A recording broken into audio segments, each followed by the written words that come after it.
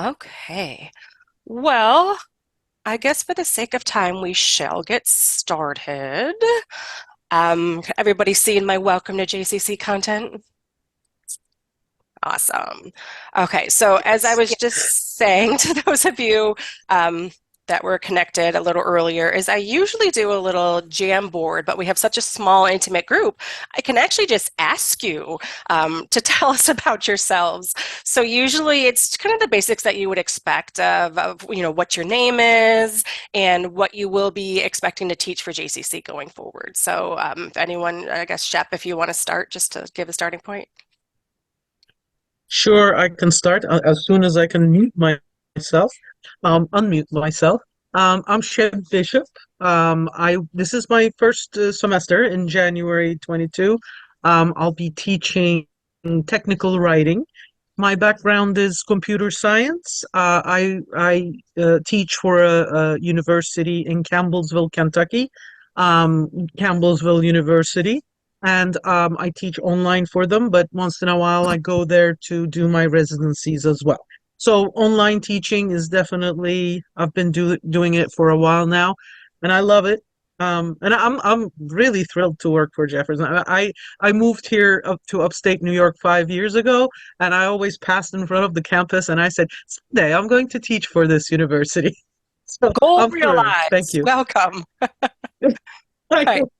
Jeff, would you like to go next?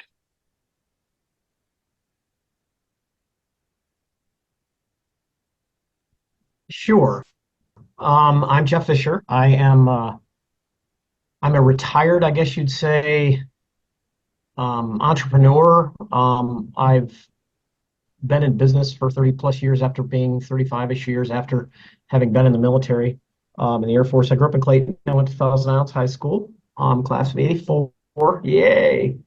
I live in the Philadelphia area, but I have been returning to Grindstone Island for with my family since 2006. And so I spend summers.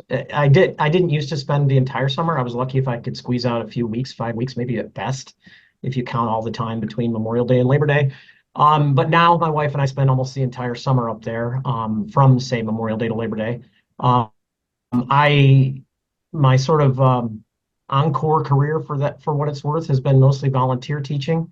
I work for an organization called PTI, the Prison Teaching Institute, that's run out of Princeton, New Jersey, where they grab faculty and PhD candidates and such to go and teach in the incarcerated environment in New Jersey. So I do a lot of that. I start another semester of that coming up, actually Thursday. I'll be heading to the only women's prison in New Jersey to teach a cohort of math students. My undergraduate degree was in math, and so when I stepped back from business, I really kind of decided I wanted to kind of pursue more of that and understand it better myself, and no better way to understand some of it than to teach it. So I've been back to school to get my education master's, but there was no way I was going to, at my age and my energy level, get into a public school teaching job. I choose the volunteer route, or in this case, the sort of adjunct route. This is the only adjuncting that I've really done. I did one other course for the organization, the community college that's responsible for that the volunteer teaching prison group works under, just as a fill-in though for the end of a semester. I'm doing this adjuncting. This will be my second semester teaching for JCC because last semester I was asked to teach Math 125, which is what I'll be teaching again. It's an intermediate algebra class. I actually applied thinking I might do something in the summer because my summers are pretty quiet, and I'm up there. And so I was actually shocked when I got an email from Donna Stevenson saying, "Would you like to teach in the winter or in the fall?" I said, "Well, I'm not there." And she said, "Oh, it's an entirely online class." To which I replied, "Really? Since COVID, they're still doing that?" And turns out there's quite a few people that really enjoy that modality and really enjoy, sort of learning in that kind of environment. And I had a really good experience last semester with the cohort of students that I had. And so I decided I'd give it another whack. Lastly, I also teach online entirely. In fact, it's online and asynchronous, although I do weekly Zoom sessions for an organization called Jesuit Worldwide Learning, which teaches which offer degree programs to international refugees. So I have a cohort of 25 refugees scattered Africa, 2 places in Africa, refugee centers, lots of places in Afghanistan, Myanmar, Philippines, Guyana, all over the world that I will run them through an 8-week course that's entirely online, where I'll do Zoom sessions every week with them to give them some direct instruction.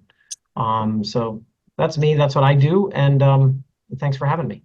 That's amazing. As Yeah. the sociologist in me, I'm like, wow. What were you going to say, Jerry? Did you say something? Well, Jeff, we might, yeah, we might want to talk, Jeff, offline. If your kind of story and what you're doing might be something of interest to our campus, and so perhaps we want to talk a little bit offline. It might be something that we can have you just zoom in and do an hour long or a 30-minute long. Hey, here's what I do. Here's a little bit about me, because I think there might be some interest. I don't know, Lori, if you would agree that that's the case or not. I But do in many ways. Even if you're not familiar, Jeff, we have some faculty who also do teaching in our local prisons. So we actually already have a connection there in our local community. I have plenty of long past high school friends that work in Cape Vincent and spent their careers, and most of them are now retired and doing other things, because you can retire quite early from corrections officer jobs. But yeah, I was wondering, to be honest with you, Lori, I didn't know. I haven't sought that out because my time in northern New York is short and it's only during the summer. Although I would certainly consider that if there was some kind of a summer program. Yeah, I will Yeah. keep that in mind, and I can Yeah, put anything. that I'd be bug happy in to John talk to Trumple's ear. anybody about any of this. Yeah. Yes. Thank you so much. Kathy, welcome. Hello, thank you for having me. Kathy Montgomery. I will be teaching social media, and I currently work for Samaritan Health in the marketing department. I spent a number of years working in media, whether it was with television, radio, also different marketing opportunities in the central New York and northern New York area. I worked for 10 plus years in television as a director of news down in Syracuse. I have my bachelor's in communications for emergency services and also my master's in communications with a specialization in journalism innovation. So, journalism innovations kind of ties in that journalism piece as well as the marketing throughout different channels and social media, web, etc. So in addition to working for Samaritan Health, I freelance write for the Watertown Daily Times. I was editor for one of their smaller papers, the South Jeff Journal, for a number of years down here in Adams before switching over to Samaritan. So anyways, I'm really excited for the opportunity to work with the students. They'll be learning, but I think that I'll probably also be learning with social media. There's always something new out there, and with different ages, I'm really interested in learning from them as much as they'll be learning from me. So thank you again for the opportunity and Absolutely. Thank you as well. This evening is about you and having you get more acquainted with our institution here. So definitely, you don't have to thank us. We are very, very pleased to have all of you on board with us. One of the things, actually a couple of things that you said, Kathy, you said that you're currently with Samaritan, so you may actually know Leslie DeStefano, who has some connections previously with JCC as well. So we are definitely community oriented in terms of the connections that we have.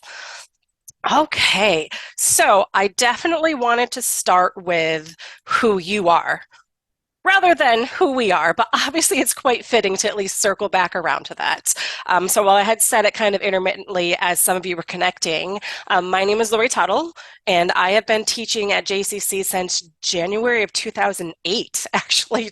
And I was an adjunct until 2019. I had a couple like full-time stints there filling in for individuals, but I spent the majority of my time with JCC so far as an adjunct. And that's one of the reasons when I was asked to join the CPE, the Center for Professional Excellence, to help support this evening, that it just seemed like a natural fit, is because I have so many of the connections and can relate to a lot of the ways at which feeling like an adjunct is different than a full-time faculty here with JCC. So I'm kind of the I get it individual, because I am far less removed from it than some individuals may be. So I am always, as is the CP, and really, I have never found anybody at JCC who's not approachable.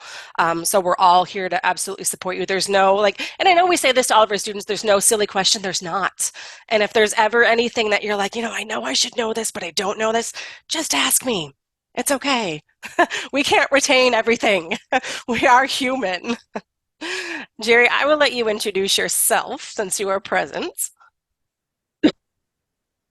Oh, good evening. I apologize. I've had this sort of coffee throaty thing for some time now, and every once in a while I have to cough or clear my throat. So I'm Jerry Fairman. I'm currently the interim vice president for academic affairs at the college. But I took sort of a circuitous route to get where I am. And so I won't give you the long version because that'll take us until 7 o'clock. But I've been at the college for 34 and a half years. So it's my 35th year. And I started as a math faculty member. And about 20 years in, I was asked about taking an interim gig as a dean, so be a part-time dean. And that morphed into being a full-time dean. And then I became the associate vice president for liberal arts. And a year and a half ago, I was asked to take on the role of being the interim vice president as we had some changes in terms of hiring a new president and some other vacancies that had occurred on the campus. And so I'm on the reverse end of what Lori said, although I'm not teaching adjunct right now. I actually taught adjunct in this role. And I do it kind of on and off. I'll teach math, and my primary teaching that I've done as an adjunct is teaching what we used to call on our campus our interactive TV sections, which Lori's familiar with because she's had experience doing that as well. Yep. Where we have a group of local students. I call them local, but kind of the JCC matriculated student population generally, and then students from 3, 4, 5, 6, depending upon how the registrations take place of local high school students. And so I actually have done that in teaching both pre-calculus and calculus. And so my area is in fact math. And Jeff, when you said class of '84, you bestilled my heart because I was the class of '84 until I decided to graduate with the class of '83, but down in the Albany area. So go class of '84. 40 Yeah. year reunions coming up. Yeah, So, yeah, I suppose I may have some obligation to that. Talk about perspective. so I am appreciative. Yeah. And I'm appreciative of you taking the opportunity to teach for us. From what you've all said, you are going to bring, or you do bring, a wealth of background, a wealth of experiences that I think our students will really appreciate and really benefit from. We couldn't do what we do every day without having our adjunct population or adjunct faculty members. We rely on them. One, they help us when we can't cover kind of all the days and times and modalities that we have. But as you have demonstrated, they really provide this real world experience that we don't necessarily all have. And so that variety, that opportunity for our students, I think is valuable. I think it's valuable to see more necessarily than just Jefferson County and the college itself. And so certainly you are welcome. I echo what Lori said. Don't hesitate at any point to ask me any question. Don't hesitate to call my secretary, even Adrienne DiMaselli. She really runs the place, and she knows the answer to like every question anyone could ever ask. The support staff, I joke, but it's true. I think the support staff run the institution. Oh, yes. 100% agree. The knowledge that they carry is amazing. Okay. Yes. Beyond that, we have some faces, like we know that you've probably seen a lot of the names of people and, contacts through the hiring process. And for those of you that I taught last semester, but I always want to like put the faces with the names. So if you're not, especially if you're not going to be on campus, just to kind of see those connections. So of course we have our new president, Dr. Doopy. So we have that name and his assistant, Karen Freeman, if you ever need to reach out to those individuals. Very approachable, very kind, very knowledgeable individuals. Beyond that, and I'm going to go through this a little quicker since they're not present with us, but there'll be interactions with you, is depending on the school, as we're calling them, though we're going back, am I correct, Jerry, to the name departments? So we have school chairs, and then starting in the fall, we'll have kind of department names again. But our point of contacts that will be relevant to you depending on the area that you're teaching in. So we have Dr. Megan Stadler, Dr. Scott Schaefer, Dr. Mark Strife, in these three areas. So we have Dr. Megan Stadler, who is in the School of Business, Dr. Scott Schaefer in the School of STEM and Health Professions, and then Dr. Mark Strife, who is the Interim Associate Vice President for Liberal Arts in those three areas. Some additional faces to go with the names. School Chair Leah Deasy, who is what we call EDBSPS, so Education, Behavioral Sciences, and Public Service. We have Katie Hoystian, who is our Chair of Nursing. And then for anyone associated with the School of Arts and Humanities, our chair is currently Brandon Maxim. Beyond that, we have one more screen. So our director of instructional technology, Monica Papagni, amazing resource, as is a couple other names you'll probably hear with the name of Dean Dyer. So we call him our tech wizard. So very resourceful individuals anytime you have problems popping up. And we're also going to have some resources later on as you have some of those, or hopefully you don't, but if they come up, those tech problems of how you can reach out to those individuals in those moments of need. Beyond that, for our School of Business chair, so going beyond the AVP, we have Dawn Robinson. And then we have, as was mentioned earlier, actually, as a point of hire, the chair of STEM and Health Professions is Donna Stevenson. So again, if you may have contacted them and had some chat with them, but not actually seen them, here are some faces to put with the names, which for me, it just makes all the difference. I guess I'm a visual person as it is, but being able to like, oh yeah, like I know who that is a big part of this, especially for me. Even though I'm full-time, I do have a lot of my classes online, so I love it when I can make that connection and get that face that goes with that name. I think it helps build that engagement. With that, Jerry, I'm going to hand this portion over to you. I'm actually similar to you, going to step away real quick and just grab a cough drop. Oh, sorry. Let me go back here.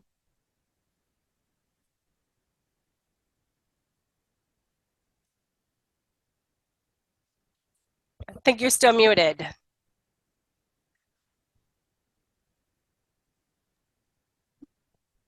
I'm muted because my system keeps making noises, and I was like, oh, you don't want to hear all the beeps and things. So I thought, well, I'll stop the beeps by muting myself. So as is true with any college, we have a mission and we have a vision. I think we have the coolest mission ever, because it's one of the few missions that I have ever seen that you can actually memorize relatively easily. And I think it really does encompass all that we do and all that we believe we are and all that we want to be. And so in some ways it could fit as a vision as well. So the college's mission is educate, inspire, and empower. And what is really interesting is we mention it here, but if you were to come to campus and come to any of our big meetings, so we have a convocation schedule tomorrow, for example, or when we do our college senate meeting, we actually say this at the end of our trustees meeting. We say this, and so I think we not just say it, but I think we live it and we breathe it, and we're proud of it. So, and I think we educate students, we inspire students, we empower students. I think we educate ourselves. I think we inspire ourselves, and I we certainly hope as the work that we do, we actually empower each other. And so it kind of has this multiple meaning. And then the college's vision is that Jefferson Community College will be a premier higher education institution, transforming lives to strengthen the region and foster positive change worldwide. And these are actually were adopted back in, we worked on them between 2018 and 2020 as part of our 2020-2025 strategic plan. And so they're relatively new to us. Our mission used to be significantly longer, and our vision was, had another sentence or two in it previously. So as part of that strategic plan development, we actually also adopted for ourselves, primarily as employees, 5 institutional values. I won't read them word for word.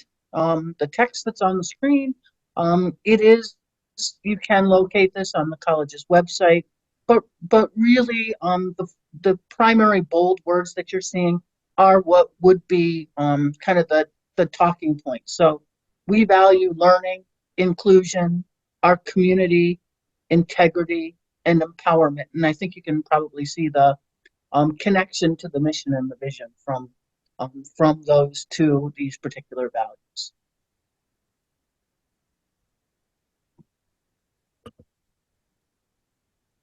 And then the strategic plan that I spoke to is actually organized by way of 4 key strategies. And so these are our 4 key strategies in our 2020 to 2025 strategic plan. We're actually, as you can tell, we're actually coming near the conclusion of that strategic plan. And in the spring, we'll be doing some kind of startup work. I call it kind of planning the plan. And in the fall, we'll actually start working on the plan so that we can adopt our probably 2025 to 2030 strategic plan in time for the fall of 25. So the 4 key strategies are pathways. I know none of you have a great deal of experience with community colleges, but one of the major efforts nationally has been what's been called the guided pathways model. And we have adopted the guided pathways model. I always say we've Jeffersonized it a little bit to make it work for us. And we're still working through some of the details of that. But the guided pathways is probably the largest component of the pathway strategy. Partnerships, again, fairly self-explanatory. But if you hear President Dupuy speak, it's hard to hear him speak and not hear him reference partnerships. And so we partner with BOCES, we partner with other institutions, we partner with Samaritan as we're working through having clinical sites and internships. One of our partnerships is currently with Mohawk Valley Community College, where they are essentially articulating with us, but they become the recipient of some of our students who matriculate to receive a surgical technology program. And so there's a connection with Samaritan and their operating rooms, Mohawk Valley Community College, Jefferson. And so that's probably one of those really cool examples of that. Student experience strategy. Again, the wording is fairly self-explanatory. We want to advance equitable outcomes. We want to integrate diversity. We want to prepare students to be successful and responsible global citizens. Again, you can see that tie-in even with that mission and vision that we had said before. And then, as any institution would want to be and would make as their goal and would be working toward, is financial sustainability. And so we want to always be thinking about the fact that we want to secure financial sustainability. We're always looking for efficiencies. We're always looking to best practices. We're looking for innovative initiatives so that even that surgical technology partnership I referenced, we could not stand up a surgical tech program. They're very expensive. And so by partnering, we are able to bring some efficiencies to this. We're able to have an innovative solution to help out our community partners. And then what we'll sometimes say is if we do a really great job with the first 3, then the 4th one will follow. One thing that I can speak to as a long-time employee at JCC is these the last few slides in general, but especially these strategies in terms of our strategic plan. It's not something that we just have to do every few years and then it kind of gets shelved and no one ever talks about it. There is a very real, very genuine accountability that we hear about often of how well are we doing these things? And if not, what needs to change? And in general, I think we are doing pretty well across these. But I see it, weekly, monthly basis of making sure that we are being held accountable to these and make sure that we're living up to these for the best interests. And I do also appreciate the little nod to Guided Pathways as the co-chair of one of the meta majors committees. So it's always very nice to hear. Well, this is, Lori, my opinion here is this is the best strategic plan that we have ever had in my 35 years. I really feel like this is the first one that is actionable, that we have never really set them on the shelf, but this one feels like we've lived it far better than most of the others that I can see. And so I mean, I can only go back 15 years, but I wholeheartedly agree with that. Nice. And kind of in line with what's been said so far is everything that's been shared really strives towards the student-centered nature of our institution, where we try to be held accountable for how we present ourselves and what we offer, but we also make sure that with that, the outcomes that we see, what we hope our students obtain from this journey with us is these feelings of interdependence, having fairness, discovery, and self-awareness that kind of wrap around that inclusion that was noted on the other. So also the empowerment, all of it. Again, I think that it's very well stated overall. So of course I got a little ahead of myself because I was excited. So I mentioned this before. So I'm going to pop this open and play that roulette game of which window is it going to open in on my computer. Oh, look, it's actually going to open in the right one. That's a nice little bonus. And then I will share this link with you for those of you that find this easily accessible. It looks, I'm not sure if any of you are on a phone. If you're on a phone, it won't work very well. But what I can do is I'm going to put this link in our chat. Go up here, drop it in. And when you get there, again, if you want to mention something that you don't necessarily want to have associated with your name, something you're really wondering, but you want to hope, so maybe we won't get to it tonight. A lot of it, hopefully we will. But I want to know, what are some things that you're hoping to learn about tonight? So that if for some reason we don't get to it, or if something comes up along the way, we will absolutely reach out and make sure that you have those resources. So before we even get into some of the core content, I want to know already what is on your mind. What's that nagging one or two things that you're hoping to come away with from this evening session? So you are welcome to go over here to the left side, or you can go down to the text box. Honestly, stickies just look fun. And you can make your statement and then hit save. And then it should pop up on the screen. And I will circle back to this even after tonight's session. So if there's something that comes up that you want, I will come back to this a couple days after the session and just see if anyone else dropped anything. That's actually how the entire fall Adjunct Center for Professional Excellence sessions came about, was comments like this. Someone asked about, they said that they wanted to learn more about how to be an equitable grader. Conveniently, I was going to a conference last June, and that provided me with a platform to create a 3-part session that we did over the fall, addressing exactly that. So these will, if not addressed directly tonight, will definitely be addressed in the future. So I'm one that's on my phone. This is Kathy, by the way. So I can't mark in here, but one I definitely want to put on that board is learn more about Brightspace and how to maximize the use on there. Absolutely. I will have not one slide. Obviously, there's going to be more than one slide, but there is a particular slide that shows you in the top of Brightspace. There is an entire tab called Brightspace Resources that has amazing resources that we have been using over the last year as we transitioned. How do I copy my course from fall, both Brightspace and WebAssign? Okay, so when we get to the Brightspace slide, I should be able to give you a general kind of understanding of how to copy that course over. I can do a real quick, I actually think I already have a tab in my own course. I'm like, someone might have a question. So I can go into my own course later on and show you how to bring that from a previous section into a new section, because definitely why redo something if you already have a good foundation that you've started with? So absolutely, we can look into that. All righty.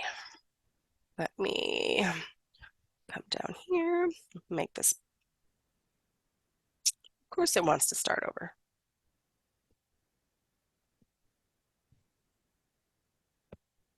Sorry, I should have just scrolled down. There we go.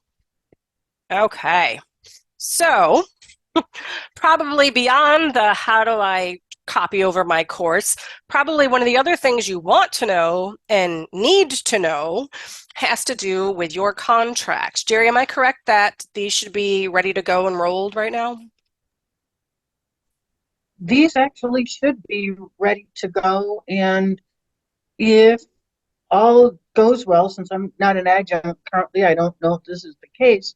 But if you haven't acknowledged yet, you should in your JCC email get kind of prompted to actually acknowledge the contract. And so we have an automated email that goes out that prompts you to go in and acknowledge the contract.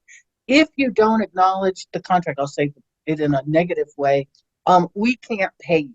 And so the acknowledging the contract is what helps our payroll know that you really are teaching the class, that you've acknowledged that you're specifically teaching that class, and will then start the process of paying you. You also, Jeff, you're probably the main person who may have received this because you mentioned you taught in the fall. You also, when you teach in the fall or the spring, and you're kind of a returning adjunct for us, you will get what's called a reasonable assurance letter. That doesn't trigger the payment, but what it says is right now, it looks like you're on the schedule to teach A, B, and C, and we are providing you reasonable assurance that you will teach that course, pending things like enrollment and making sure that our full-time faculty have all the classes that they need and so on and so forth. It's a requirement for us to do this reasonable assurance, but it does not trigger the payment. It's this process that triggers the payment. There are in that email, if you haven't done it, there are instructions. Essentially, what you do, and Lori, you do this more than I do. Do you want to take it from here and kind of talk a little bit about the acknowledgement? Because Yeah. it works the same for overload as Yep. it would for an adjunct. Absolutely. Yeah. This is a screenshot that I took last semester. I basically went in and found the oldest contract in the system. So when you log in to your My JCC account, you'll see on let's see, we moved it around, but when you get to the applications, there's a list that's called SOAR. So you'll click on SOAR and you will get to this not quite, basic HTML base, but definitely a little lower tech variation of this content. And you will click on the employee tab up here. And when you go into that tab, you will be able to see an area that talks about compensation and acknowledgements. You'll click on the compensation and acknowledgement tab, and in there it will list all the semesters. So you, from the drop-down menu, will select the semester you're acknowledging for, hit go, and it will populate this information for each of the classes that's associated with that term. So for me, this semester, there were two. This was in 2012, I would have been an adjunct back then. So I was teaching two courses at that time. So essentially, you come in here and you see this little box right here that says acknowledgement, and you click it. So if you have two classes, you'd click here. You'd click here. If you have any questions or concerns, you could make a comment. You're not required to. And then you simply click down here and you're done. So all that leading up to is for this semester 3 clicks. So going in here, click acknowledge. And then if you are unsure, like, oh crap, did I actually submit it? Like, I think I did, but life happens, so I'm not sure if I actually did. The nice thing is that after you have done this, you can still go back in. And if you've acknowledged it, you'll actually see a date over here of the date that you acknowledged it. So you can have that comfort of, yes, I actually did do that and I remember correctly, or oops, I didn't, and you can go back in and do that. Questions about that? And Just a comment, Jerry, it may be because I'm scheduled for the late session, which is the 8 weeks, but mine's not ready yet. It says job is not available for acknowledgement at this time. That's probably a function of the timing, right? So those that are teaching right away, like now, will probably have it, right? That's an excellent point, Jeff. What does happen is we don't lock the late session contracts until, let's see, we're in the spring semester. We would lock them generally. I try to trigger the AVPs to do them approximately that first week in March. So late February, early March would be when that contract would be locked. So you're correct. And while I'm kind of speaking here, you'll notice on Lori's screen it actually has a 1 and an E1, not really related to the function of the pay. It is in one sense. We pay on the sections that are 1, 2, 3, those sections. And these E sections mean that the class has some students enrolled in what we call an Army section. We separate them out into 2 sections because of the enrollment function and the way that this soldier students classes are paid for. And so as you're doing different functions in our system, you may have students who are in both. I call it kind of the home section, and then we affectionately call it kind of the Army section. It could be any military branch, but we often have called it the Army section because the first iteration of it was called E-Army-U. And so some of us still use that previous nomenclature. So you'll need to be sensitive as to whether you have like this a student or two who are sitting in this Army focused section. It just means that their course is paid for out of a different process than our traditional students would be paying for their courses.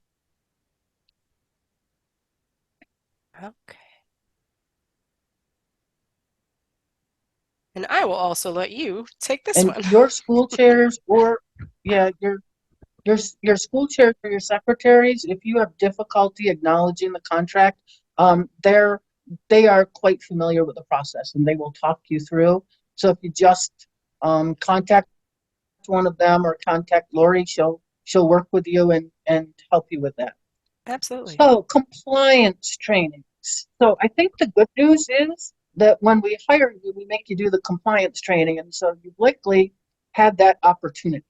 What I will tell you is every year we have to complete compliance training, and we have to complete compliance training specific to Jefferson. So unfortunately, as much as we all might love to be able to say, oh, I work at 3 different places, can I use this from someplace else? It doesn't work that way. Some of our trainings have some aspects that are specific to Jefferson or specific to New York State. Typically, once you're hired, the next time this comes about is in the fall semester, roughly a month or so in, about 4 weeks into the semesters when they seem to usually appear. They put a due date on that's about 2 to 3 weeks after when they get posted. We ask you to try to get them done in that time period. We tend to not monitor whether they're done or not until about 3 weeks after, and then we start coaxing individuals who haven't completed them to get them completed. If by the end of a fall semester they're not all completed, we cannot bring somebody back for a next semester. So will we say no soup for you if you don't do them in 2 weeks? Absolutely not. We have to put a deadline on what we know is wherever we put the deadline, people are going to be up against the deadline. We ask you to just work through them so that you kind of keep on them, and then hopefully in a reasonable period of time that you've done them. I I do monitor that, and we do push on individuals who haven't completed them at about that 3 week period, and we start saying, when are you going to get those done? When are you going to get those done? So I just want you to be aware it is a required item. They do come from a weird email, and that's one of the cautions.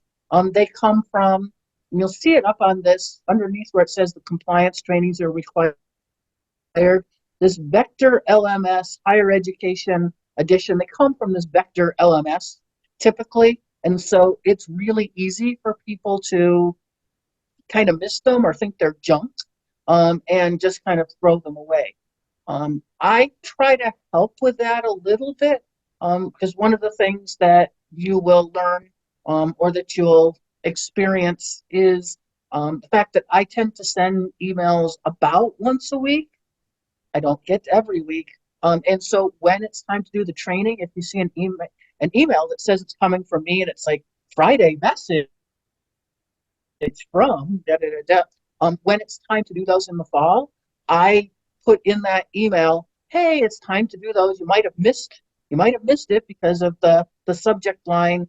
Please remember to do this. And so I try to share that these are up and going as well. So I don't want to ever be the heavy on somebody and say, oh, come on, get these done. So we try to nudge. And I don't know, Lori, I don't know how many nudges that you've needed. As I recall, we don't nudge you all that much I you don't kind of think work you've ever through had to them. nudge me for that. Nice. I didn't think I did, but I was like, I don't think I've ever. No, I don't think Lori's not one I have to nudge for really anything. No, I usually She creep hops on right this. in at the deadline. I am one of those people that I do things in order of necessity. So, depending on what has to be done prior to that. But yes, most things, all things, I think always get done. In terms of a good segue of things that have a little less flexibility, now I know, like if I were in a classroom, like teaching, I'd be like, why would you ever put this much content on one slide? It's overwhelming. Um, and the reason why is that this is a breakdown of the much bigger important dates breakdown on the JCC website, and I'm going to show you how to get to that in a minute. But maybe ironically, this is actually one of the most concise ways to give you the information most relevant. And I'm sorry that I'm just realizing now it says spring 2023, even though I updated every other date on here. It's those headings that apparently I missed. So for spring 2024, as we know, classes start on Monday, the 22nd.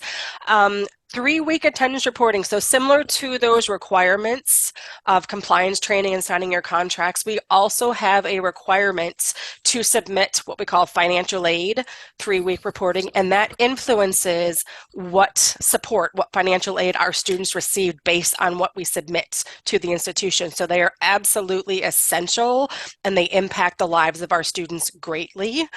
Beyond that, there are other opportunities in the semester to do some similar reporting, and actually I'm going to show you in a minute. We have an entire session set aside during this week to talk about what we call C4S. Oh my God, oh my God, what does it mean? I'm totally blanking on for Connect for success. success. Connect. I'm like, there's something for success.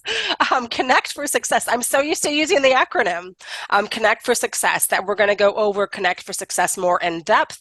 And we're going to go over how to do that 3 week reporting attendance in C4S during the week that it will be available to you. So it will open on the 5th and it'll run through the entire week, and you'll get similar to other things, you'll get a repeated notification if you still have some outstanding, what they call progress surveys to complete for the sections that you're teaching. I also, just in terms of planning for your syllabus, and what's going to be offered when, and when due dates might be, when winter recess begins, when it comes back, when midterm grades are due, and then keeping in mind just some other core aspects. For me, this is the time of the semester where I'm like, okay, got to update that syllabus. I want to make sure that I'm not, I'm remembering when break is, so I'm not assigning something during a week when we're not there, and then I look like, look like, you're not paying attention to what you're doing.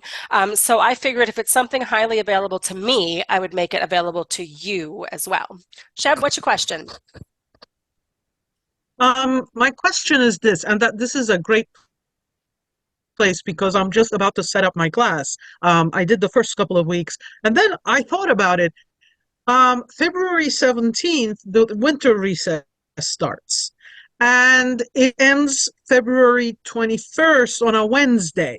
So how do the adjuncts usually do the weekly course arrangements if they're setting up their own classes?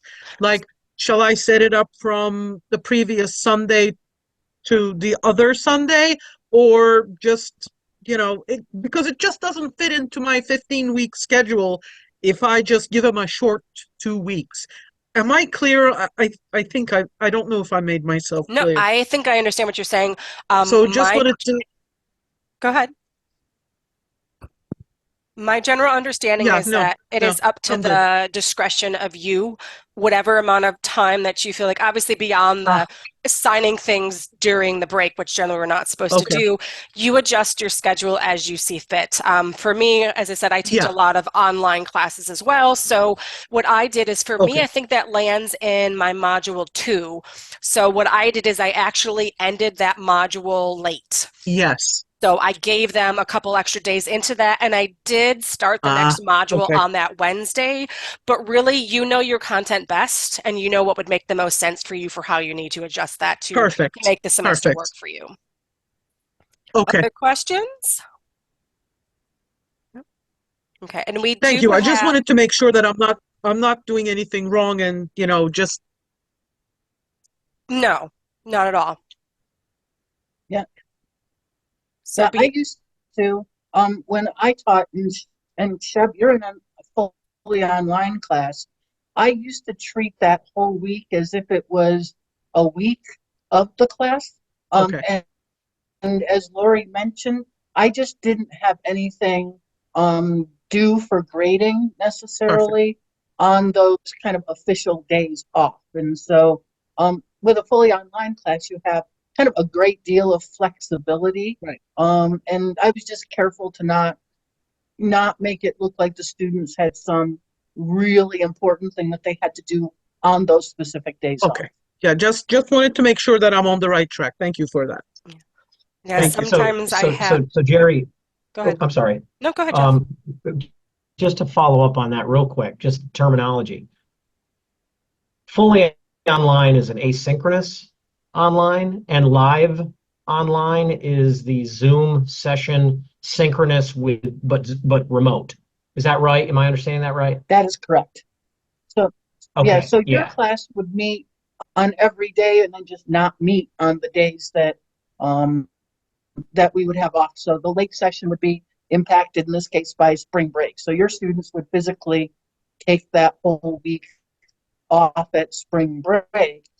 That was my And next question, whether or not the late session whether or not the spring break applied to the late session, and it does, because those students could be enrolled in other classes that are not just late session, I guess, right?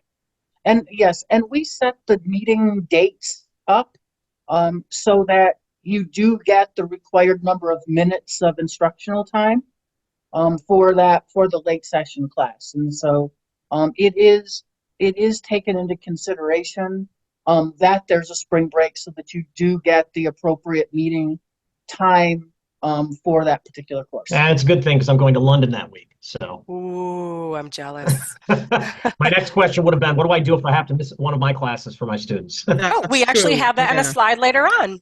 We have that prepared for you. Shep, do you have another question? That's great. Yes, I'm going to piggyback on Jeff one also. Um, for example, my class is totally online. I don't have any scheduled Zoom sessions from you, but I can do Zoom sessions, right? Does that interfere with the student's time, or I can, right? Like, for example, I set up Zoom sessions every other week so that we talk about the class and, if they have any questions, they can ask, It sounds like a etc. drop-in office hour, which Is that you're okay? absolutely allowed to offer. One thing about a fully online asynchronous class is you cannot require them to connect to a Zoom class because they have a set up for a class that is True. completely asynchronous. But absolutely, the more you can connect with your students in Yeah. an optional format, absolutely bring it.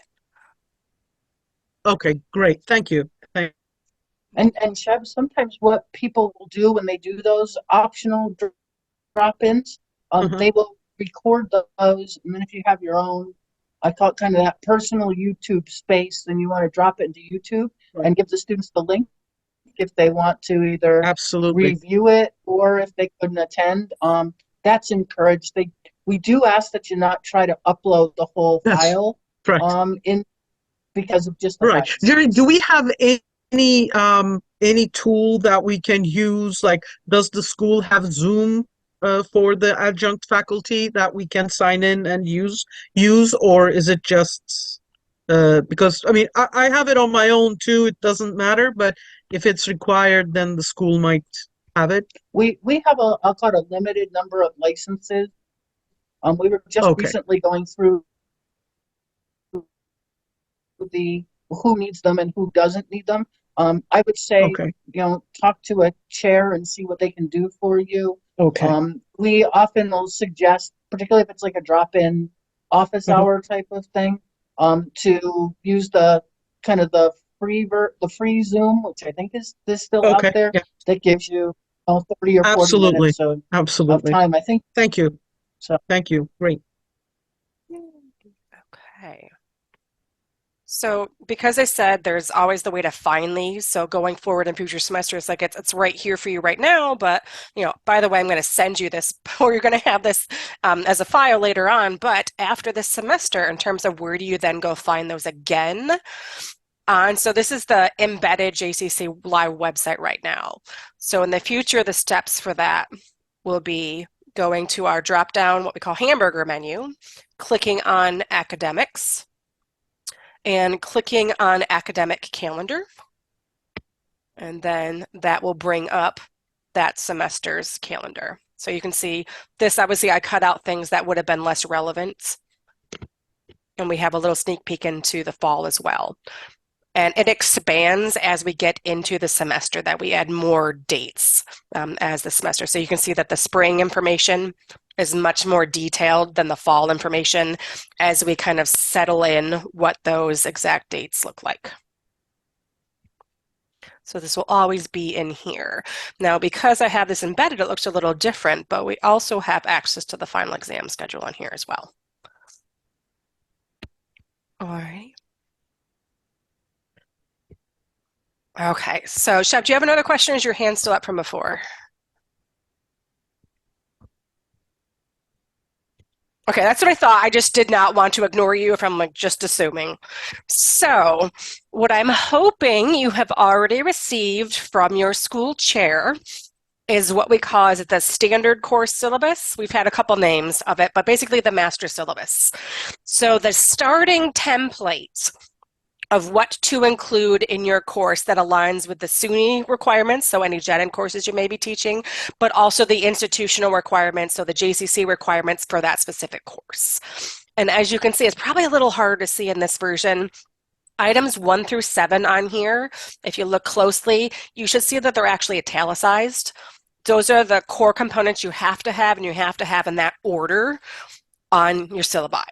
And beyond that, there's a little leniency in terms of what your attendance policy is and how you evaluate. But again, that kind of master syllabi that will come from your school chair has general statements. So there will be a breakdown for the types of assessment you'd have to have, whether there's a required final exam and what the range is that you can have. So for me, my main course is Introduction to Sociology, and I know that my final exam in there can range between 20% and I think like 30%.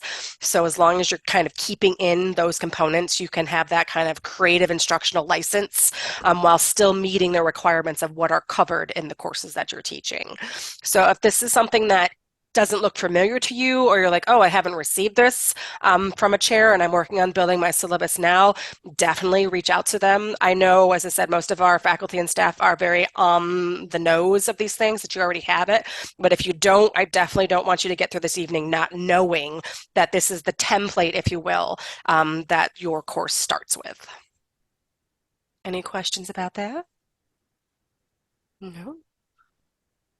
Two additions, so something that wasn't in last semester but actually came from a question from an individual at the session, and apparently I put the bullets on here backwards. So how do I duplicate materials? So if you are teaching a course on campus and want to physically hand something to your students, there is a duplication form that we have that basically has your information, the document information, how many copies you need, do you need hole punches, is it double-sided, so all that core information, and you can actually email the form and the file that you want duplicated to our duplication center located in the mailroom in the lower level of building 2, and then within 3 business days they will hand deliver it to your department and put in the mailbox that each individual has on campus. So I know that even myself, we use this a lot less today. I do a lot more virtual documents than I do handing documents out, but it definitely is a good resource to know, if I want to do that, how do I do that? A link I will share with you later on is something I'm proud of that I created last fall called the Adjunct Resources OneNote Notebook. And it actually has that file in there along with a lot of this other helpful information from tonight of things that might come across your mind as, oh, how do I do that? Where is this? How can I locate this? And I've tried to create it and update it as this one-stop location to kind of answer a lot of these questions. So that direct link to that form will be in there as well. Beyond that, another new addition, because it is a newer aspect of JCC, is that we shifted to what we call kind of the Boomer Bundle of Books program last fall. And with that, what that means is that students as a default are opted into a per credit fee for the books that they need for the entire semester. So they cannot opt in or out per course. They have to opt in or out per semester. I should say you don't opt in, you have to decide to opt out. They're defaulted to in at the beginning of the semester, and they can choose per semester if they want to opt out. The price is currently $26 per credit hour, and that gets adjusted, I believe, is that every academic year it gets reassessed. With that, some great benefits is that if you're using an ebook, the ebook will be, if you set up this 2-step process, will be have first day access right within your course. Other than that, they can kind of set up their book order through the bookstore, and they can go pick up their books without having to have physical cash. It's great for individuals who would use, say, financial aid as the main source of being able to afford and obtain their books. So we're trying to help reduce the overall cost for students by having this Boomer bundle. As I said, it's $26 per credit hour right year, and it will be assessed annually.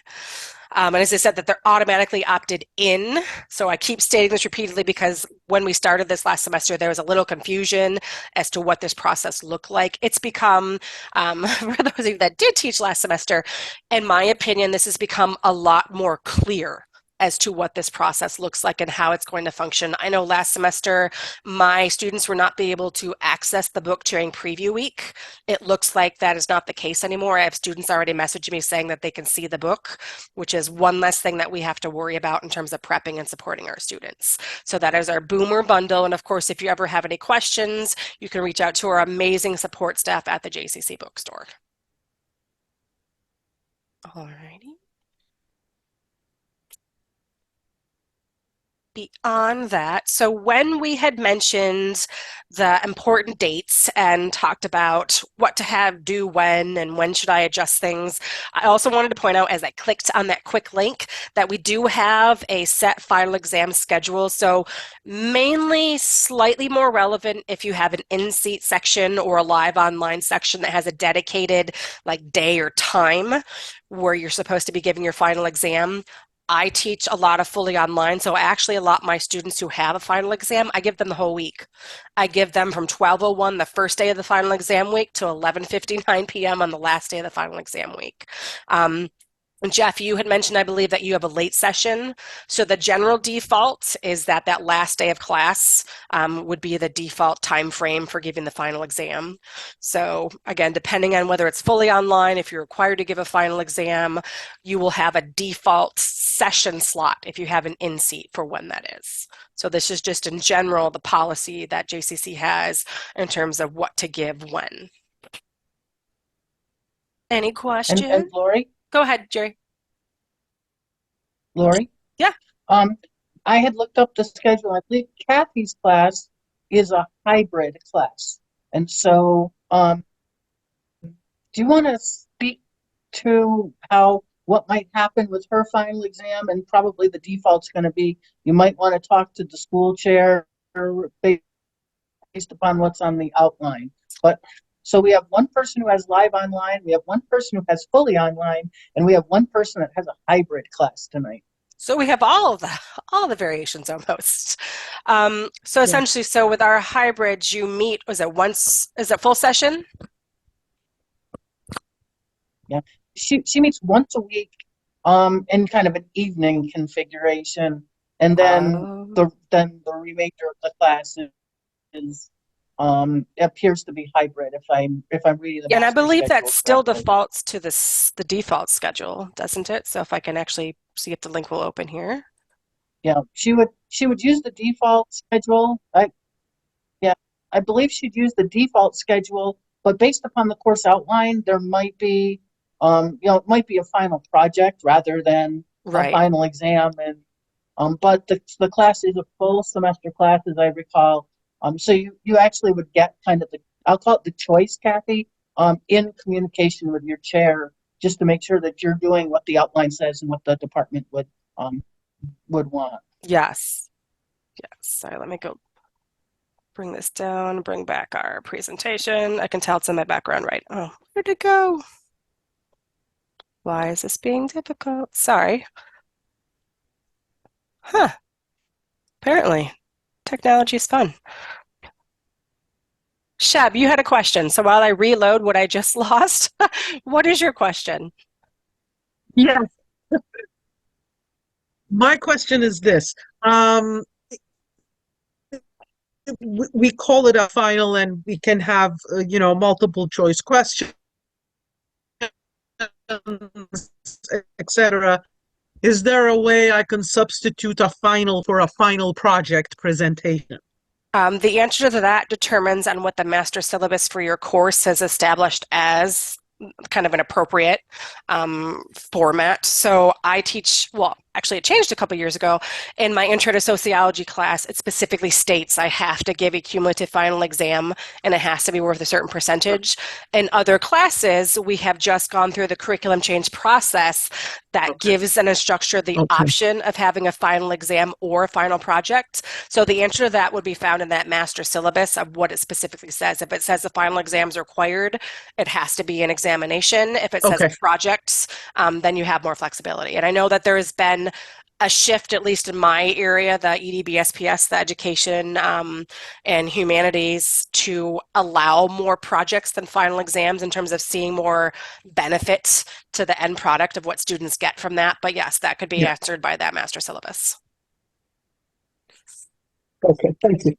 Yeah, the master syllabus is where I would look. You're teaching English 218, the technical writing. Yes. I believe, if my recollection is correct, that there is not a required final exam in that particular course. I believe because it does tend to be project based that most of the faculty in the past have have done that as a final project. I haven't looked at the outline in some time, but that's kind of my Okay, recollection from the past. But lean on the course syllabus standard to give you what you can and can't do. And really, if it says you have to have a final, you have to. If it does not speak to it, you get the choice as to how you would address a final exam fantastic. time Thank period. you. Right. Okay. So as I've been showing the extent of my technology skills so far, beyond this, of course, a lot of what you do, especially with the online components of your courses, is we want to make sure that we go over some of the technology pieces to try to make this kind of a transition or just in general getting used to how things function at JCC. So one of the first things that's actually new for all faculty within the last 6 months is that we now use what's called a multi-factor authentication, and you have to use your trusted device. So if it's been a little while where you're trying to connect to various things, so even in the classroom, even though you may be tempted to like step away from your device, you're going to want to have a mobile phone in the classroom with you, because when you log into the classroom computer, it's going to ask you to verify your account information, and it's going to ask you to have the Microsoft Authenticator on your phone, and it's going to ask you, it's going to send you a code on your device, and it's going to ask you to input it on your phone so that you can continue the login process. One day last semester, I left my phone in my car. Big mistake, because the process it took me to be able to then log into my campus account was a bit of a stretch. It would have been easier just to go out to the car and get my phone. So you're going to have many instances for safety purposes where when you log into something, it's going to ask you for that 2-digit code to enter on your phone. For me, I enter the code and then I have to swipe my like my pass, was it like your like little like finger line as well. So you're definitely going to want that nearby to make that a smoother transition. It's for safety, to make sure that we are protecting not only our information, but the information for our students in doing that. Beyond that, I do want to talk a little bit about things like the mail. And SOAR is actually what I referenced earlier in Adjunct's contracts, but there are other things that we do in there, such as submit grades to there. And there'll be various sessions throughout the course of the semester and various opportunities where we'll go into like, hey, you know, midterm grades are due. How do you do that? And there'll be an email that comes out with the steps. So don't ever feel like this is that was a lot that we went over and I don't feel like I completely grasp all of it. It's okay. This is more of like that introduction. Here's the bits and pieces of it. And then as they kind of come up as being more relevant to your day, so you know, submitting midterm grades isn't until week 8. So we can circle back to some of these things as they become kind of more time sensitive going forward. So we'll talk a little bit about mail. There's that Connect for Success where I was missing that first word early on. That is a great way to connect with students. So beyond that mandatory reporting, that's a place you can go and you can drop them a little kudo or a little flag or a quick email that's kept in a record outside of just your email or your course, where you can see how well they're doing. Or you can share how well they're doing, and even their academic advisor can see the comments that you've shared with them. So if you're in week 3 and you have a student who's shown up pretty regularly but hasn't submitted anything, and you're like, hey, there's 4 assignments and I see you haven't submitted anything, in addition to just an email, you can put a flag up in C4S with a little more accountability, and other instructors and academic advisors can see like, hey, maybe this student is struggling for a little more reasons than just my course. And it gives us this method to kind of have this wraparound support to see what's going on, how can we fix this, how can we move forward. So I love this ability to go in there and be like, kudos, you know, it's week 3, things are going well. Or, hey, I see you missed a couple classes. Here's some information about how to get back on track. We've got plenty of time to improve. So just a place that they know they can go to see some information about how they're doing in the course, kind of a one-stop aspect. And actually, now that I'm seeing the list on here, there probably isn't much in the way of Argos for adjuncts, is there, Jerry? Trying to think of, I mean, if you're looking for a classroom. No, probably. Yeah, I was gonna say maybe looking for a classroom. You can get us, I think what they can see they can see a student's overall schedule, but there's other places Yeah, that's probably to get more that easily accessible in information. SOAR. So, Yeah. All right. And then we'll talk a little bit about what we call CARES, our supportive reporting for our students, and of course the main technical piece of Brightspace. So this is more so a summary slide, and then I plan to obviously go into each of these a little more in depth. So starting with our Lori, JCC Wait, real portal. quick, Yeah. I think Jeff has a question. where do you find Connect for Success? I just don't see it on the app If you listing. look on the Is screen that I where? have right now, so the way Connect for Uh-huh. Success integrates with JCC is it has to be its own link. So if you look at the top up here, it's Oh, a link duh. on the Yeah, navigation it's bar. on the top navigation bar. I got you. Yes, Thank it's you. unique, and I actually have a slide, a couple slides from now, that shows exactly where it is. But yes, it's not intuitive in the sense that everything else is in that drop-down applications area, and it's not. It's just a function of how it integrates with JCC and how they could make it work best. And Jeff, I will tell you that I asked that exact question when we moved over. I'm like, where did Connect for Success go? And somebody said, it's in the red bar at the top. And I was like, oh, yeah, It gets top is. billing. It's so important. It gets top billing. gets It's not top just billing. tucked in, Absolutely. not just tucked in with all the others. Yeah. Yes.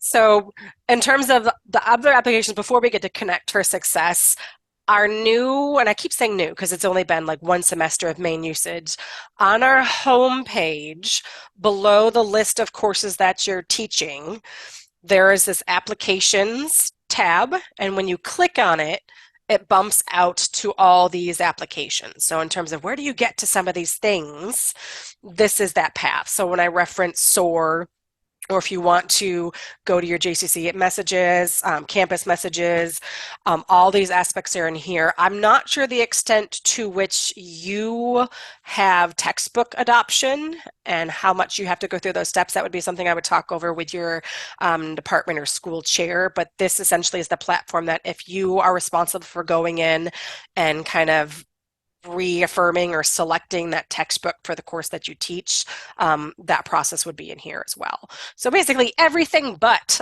Connect for Success can be found in this Applications tab.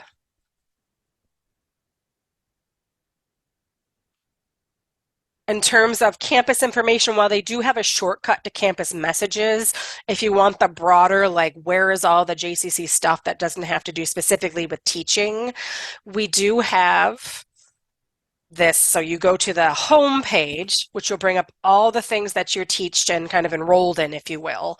And underneath the employees tab, so we see this little like navigation bar up here, you can click on employees, and then you would click on campus information.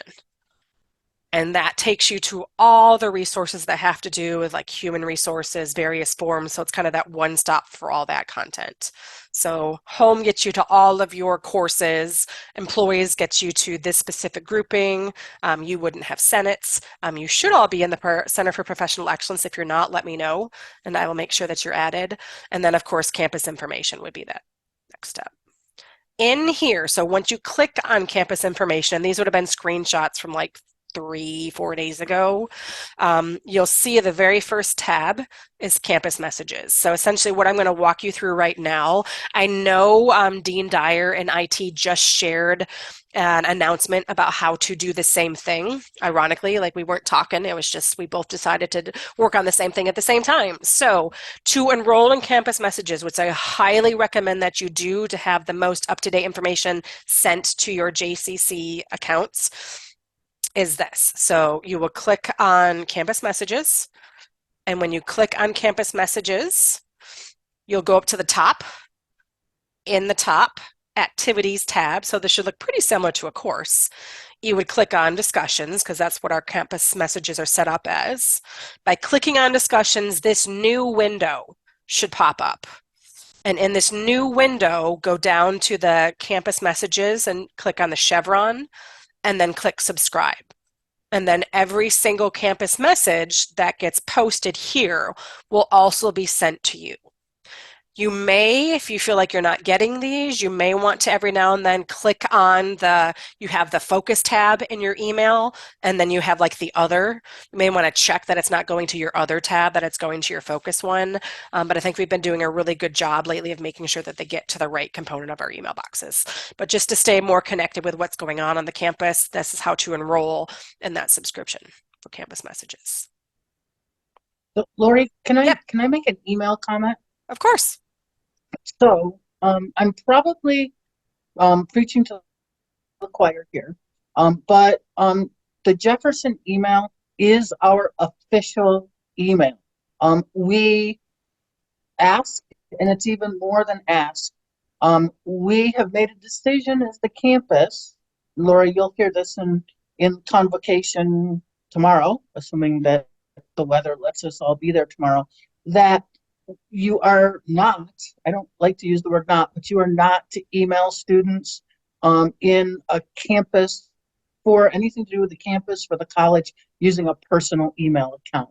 We are moving to all communication by faculty, staff, part-time, full-time, that is of work nature needs to be from the Jefferson account. We've been having some fairly significant issues with bad actors, as I call them, trying to employ students and get them to go and empty their bank accounts and so on and so forth.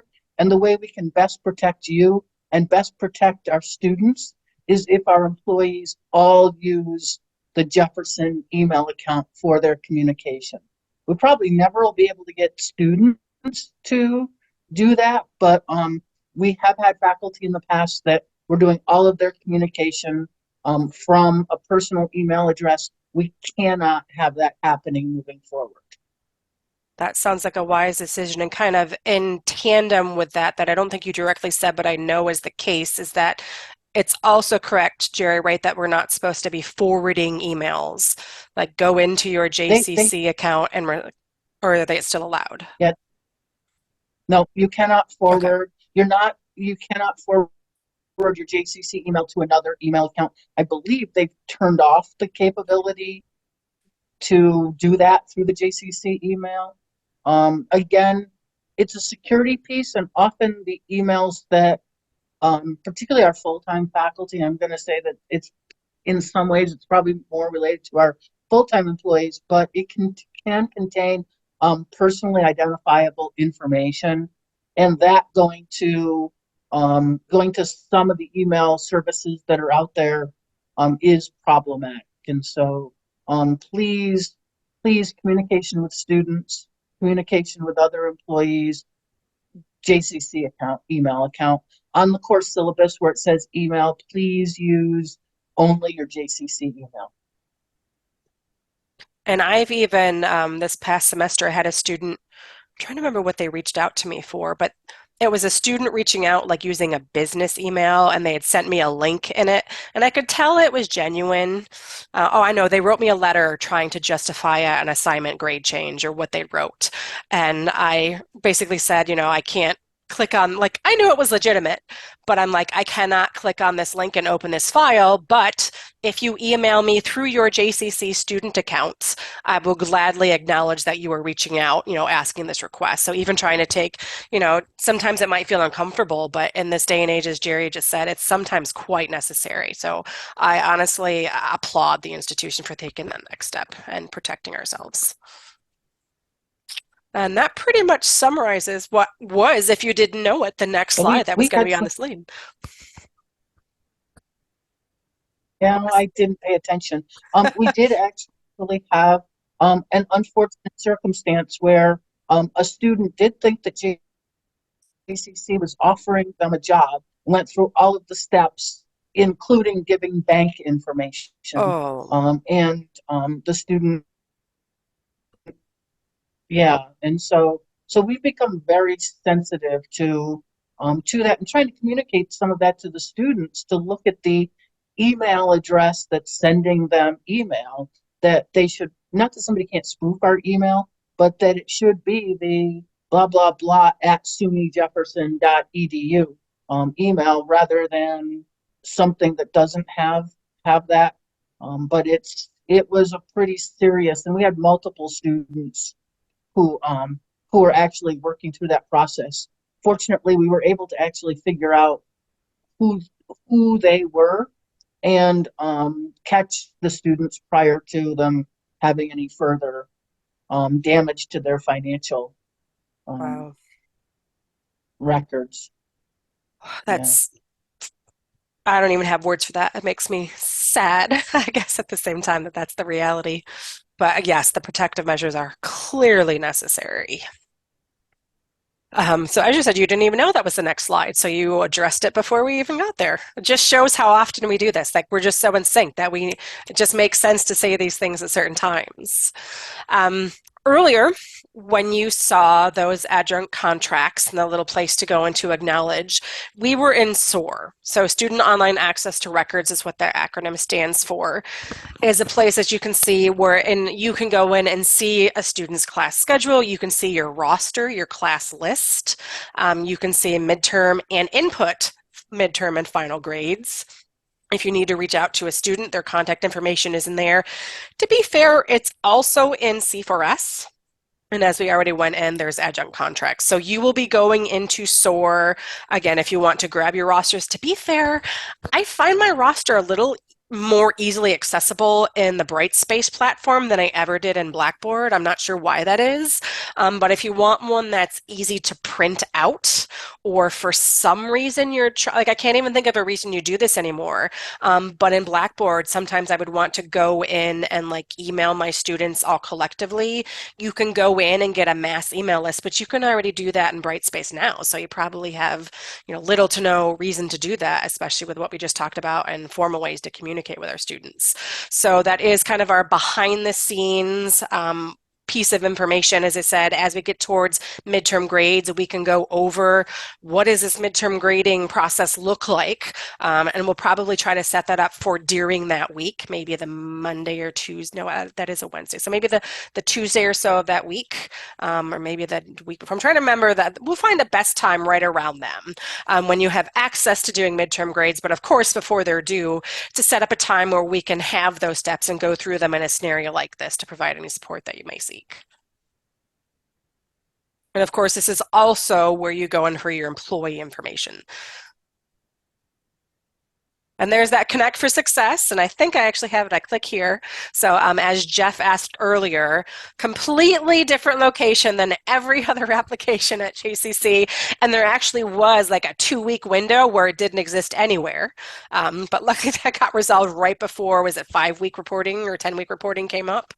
So in Connect for Success, more commonly C4S, that is where we will go in and have our week 3 attendance reporting. Again, we'll have a session on that in February. You can also, you can go in at any time and do kudos for positive feedback or flags for any concerns that you had. But beyond the week 3 reporting, you will also get week 5 and week 10 prompts of progress surveys that gives you options to go in and say, hey, you're showing up infrequently, or you have missing assignments, or things are going great, keep at it. So these prompts to remind you, if you don't do so regularly already, to be engaged with your students and let them know how they're doing to the best of your ability. And because we do have that session, I do have this video down here in the Adjunct resource notebook that I'm going to share with you at the end. So I'm going to skip over this link because we'll have a live session, and I have the video if you ever need it in the meantime in that format as well. And that next date, so we've already established when that date would be. So Wednesday, February 7th at 5 p.m. is when we will go over C4S specifically, with the main focus of being submitting those week 3 reporting for financial aid purposes. And Lori? Yep. I had occasion to talk to one of our athletic coaches today. And I will tell you that the athletic coaches like to look at their athletes in C4S and look for opportunities to share kudos. Hey, it looks like this class is going really well, or hey, such and such, just your your math instructor just put up that you're not attending class. Let's talk about this more. And so they're using that, and we're starting to work more actively with all of the coaches, athletics, and our residents life staff to really have them focus on some targeted, let's improve some student outcomes. So anything you can do to put a flag, do a kudo, is going to be greatly appreciated by many of our offices. You mentioned it gives students feedback on how they're doing themselves, and those kudos sometimes are something that keeps the student coming to class and doing all the work. That's nice there. I remember the days when we used to get each semester we would get an email specifically asking us for information about how well our athletes were doing in our classes. So I'm nice to see that something's kind of circling back around to that regard. And one thing in terms of the increased benefit of doing this is sometimes I know for me, I have probably 5 to 6 classes on average. Sometimes, and probably more so a few years ago, this would seem overwhelming of the ideas like I want to give, specific feedback to every single student, but when you're talking about a couple hundreds, it can seem overwhelming. The nice thing that I found works for me is that I keep documents, or now it's a OneNote, where I keep like kind of common statements I would say in these types of circumstances. So like you're doing really well, and some of them in C4S are automatically generated, but if there's a specific wording you would use or statement you would say, like, hey, I see that you did this assignment, this assignment, this assignment, I keep those sentences in a document, and then you can go in and say, these 8 students in your class deserve this same feedback. You can click all 8 of those students and then give them the same feedback, like copy and paste it. So there are ways to kind of increase the effectiveness of even the way you communicate by saving kind of key phrases in a document that you then paste in later on. So there are definitely ways to go about that. Bright space. So one of the questions of the evening, as I said, I started here in 2008. So I was a long time user of Blackboard, and it was great for the first 10 years, and then it got really clunky. So I'm very happy at kind of the uniform structure that Brightspace has provided us as faculty and as students. So rather than the LMS, the learning management system, we refer to Brightspace as our digital learning environment. It means the same thing. It's new terminology associated with it.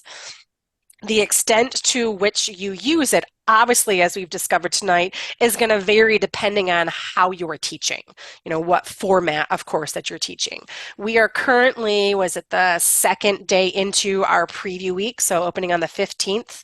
Preview weeks for fully online courses are always opened 1 week before the course begins, so students can go in and get a general understanding of what that course could look like for them. For some individuals, it could be here's an announcement, here's a link to the syllabus. For other individuals, it's like everything is up and running, not necessarily all the modules. So the extent to which you feel prepared to share your course with your students, and I do believe one change that has come about with Brightspace that was not the case for Blackboard, especially prior to COVID, when using Blackboard, is all the shells, even if you're fully in-seat class, now actually do release on that 15th date. So if anyone has that kind of live online Zoom class, you're going to want to go in and also just put an announcement in, and it usually just consists of your name, your contact information, like I know you're seeing this, but I'll see you at this day and time in this location, and we'll go forth from there, just so that they see some general kind of interface of acknowledging that, yeah, they're in the right place, and going forward that we'll see you in the classroom. So my in-seats, that's what they have right now, and then my fully onlines have a little more built up, just because, as the question was earlier, I could just copy and paste it from the previous semester. So as I said, you post an announcement, post your syllabus, some contact information, and then as we showed earlier on that screen, it's also the place where you go to the applications launch and get to any of the resources. what was asked earlier in terms of Brightspace resources and CPE resources, Center for Professional Excellence, is at the top. So we had pointed out the for the Connect for Success link over here before. 2 links to the right of that are the Brightspace resources. So videos, so SUNY videos and videos having been done by our Dean Dyer of our IT department. And because it was specifically asked earlier in terms of how to carry over a course, I'm going to exit out of this real quick. Let me bring my cursor down from the other screen. And let me go into my course. I can just pick my winter one that wraps up tomorrow. Okay, so to answer the specific question, there we go, it moved, of how to copy over a course. So if anyone had used Blackboard at another institution and copied over content, the first thing to know, it is the exact opposite. So as a starting point, it is the exact opposite. In Blackboard, we used to go into the previous course and bring it to the new course. In Brightspace, you go into your new course and you pull it into it. So if we go into Course Tools, go down to Course Admin, there are 2 ways this list will show up.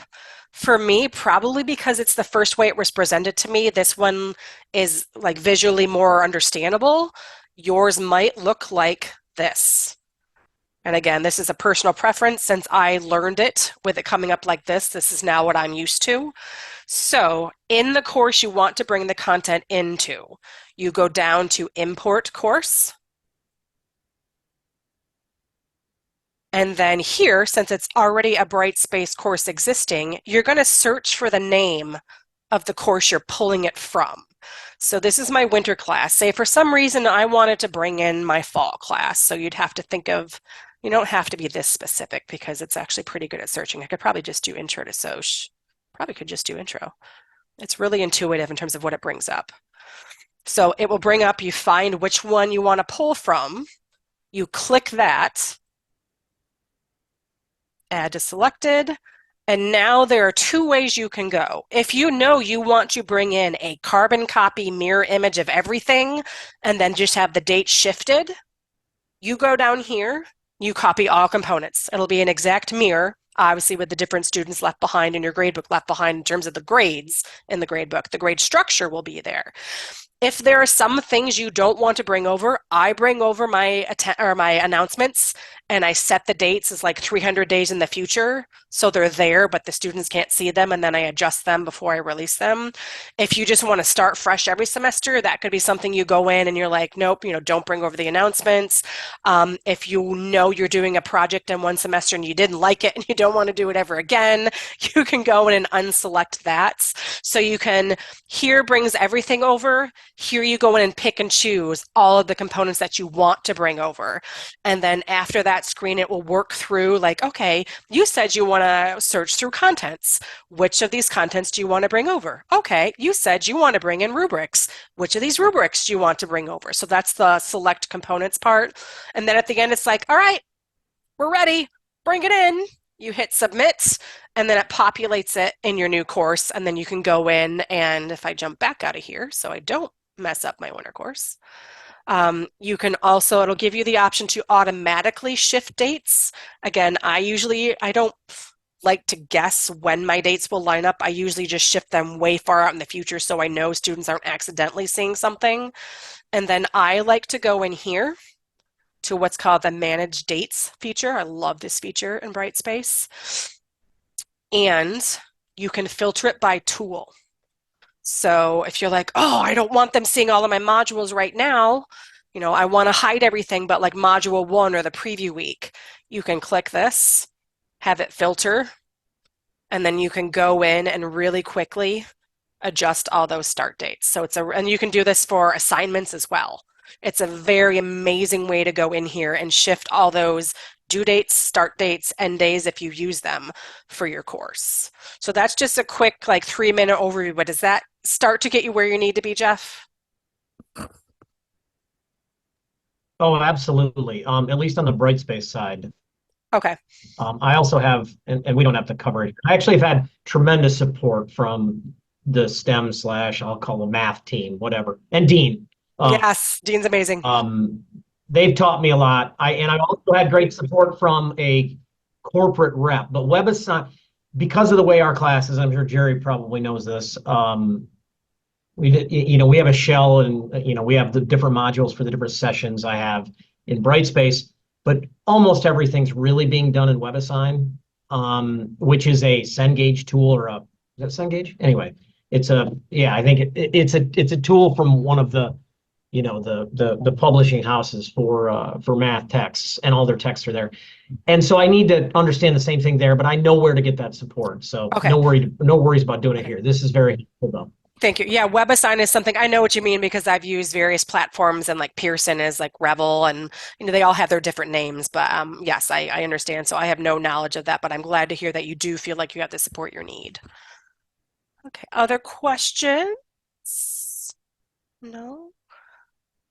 If you were ever in the classroom, Not go ahead. related, Lori, real quick, Yeah. not related to Brightspace or any of that, but circling back to SOAR, right? So in SOAR, there's a place to see the courses that are being offered.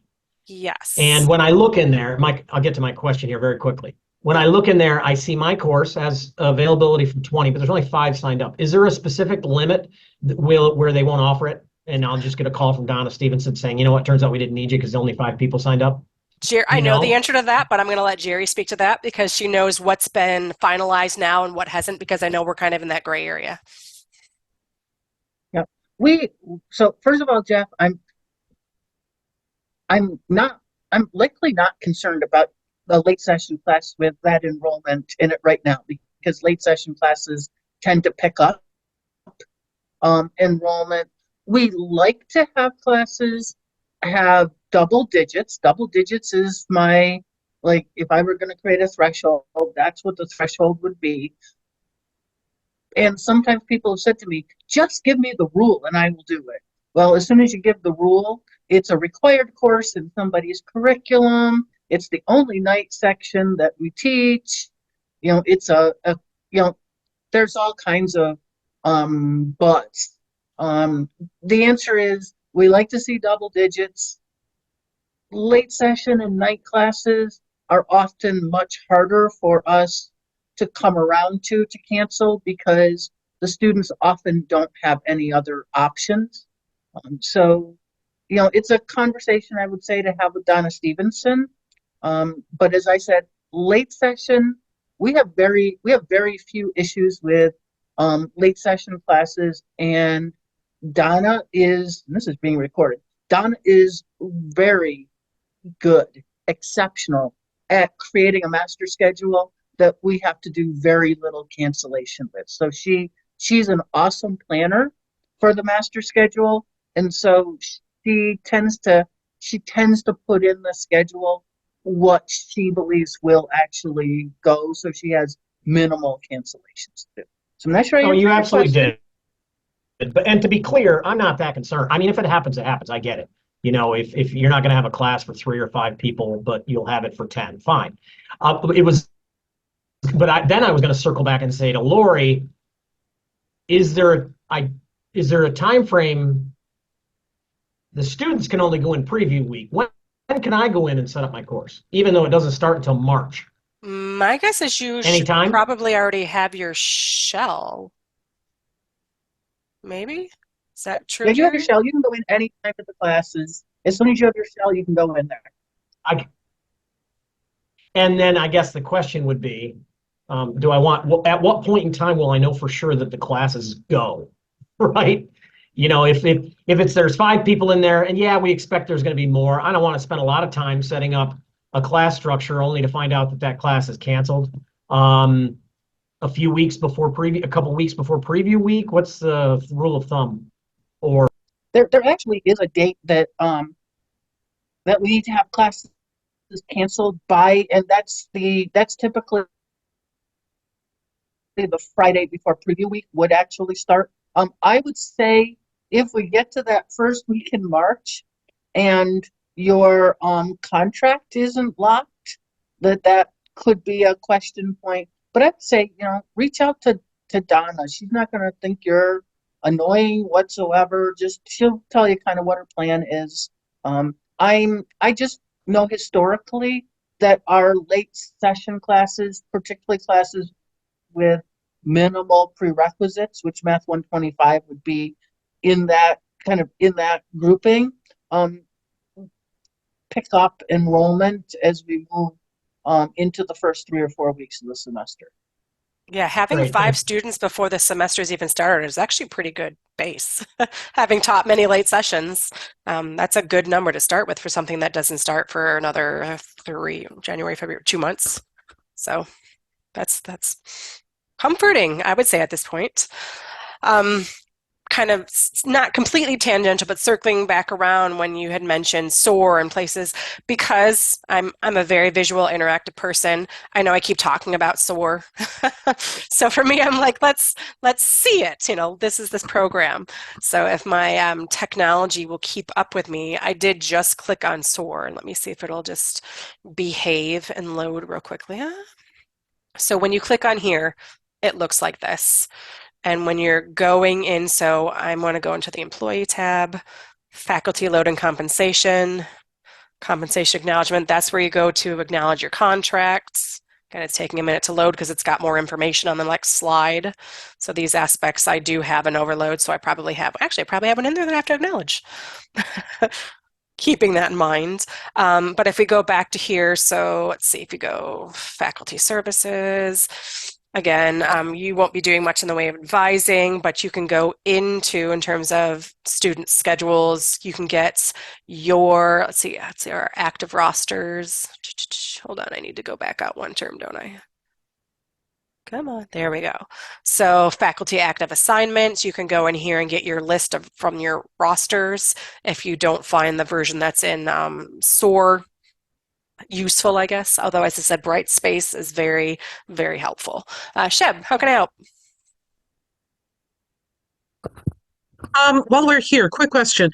Let's say there's a problem student and I want to share some information with the advisor, or is there a common place where I can go and put student information so the advisor or the dean or the chair can automatically see it? Depending on what you mean by problem student, my general default would probably be that you should start by reaching out to your school chair about those That's what I mean. concerns. Okay. And one Great. thing to be careful Okay. of in terms of, Probably I'm talking about. go ahead. Yeah. I was thinking more academic problems, not, personal problems. Okay. That Um, rarely happens, but Then just in yes, case. I would go into C4S and I would click on this, find the students. You can find your Okay. class, you can find the student's name, and you can click in there and share with some concerns in there, and that flag will be Okay. raised. One thing to be aware of, especially Okay. depending on the kinds of things you're saying, most things, not all things, most things you share in C4S are visible to the Uh-huh. student unless you use a specific note that says it's not Okay. visible. So default to assuming they can Okay. see it, All right. and that would be viewed by them. Yeah. Okay. Other questions? Okay. I I would got it. go Thank into you. Lori? C4S, but for privacy reasons, I will not. Yeah, Jerry? So Lori, may want, and I know it was mentioned in the list of things, and I haven't flipped through every single page to remember it. It might be an opportunity for a CARES report. Yes, that's what should be in here. Inclement weather, campus messages. I wonder if it somehow got accidentally deleted because I absolutely have a CARES report. Yep, it's 3 slides down. Like I know we have it. So just to keep this in the context of where we're going, I think it's because it had to do with kind of canceling classes and reaching out and what to do in certain situations. So let me circle that in a few minutes. So, in terms of, I'm glad that there are some questions about Brightspace, and I will gladly answer any more of them you have if this link to Brightspace resources isn't helpful. And sometimes it can just seem overwhelming. So, it's perfectly fine if you want to reach out and ask me or the CP in general, who I'm here representing tonight for those resources. In the actual classroom. So there is a helpline, but that helpline is off campus in terms of it's the general help desk for the institution. These are the numbers that get you to a JCC person in our IT departments.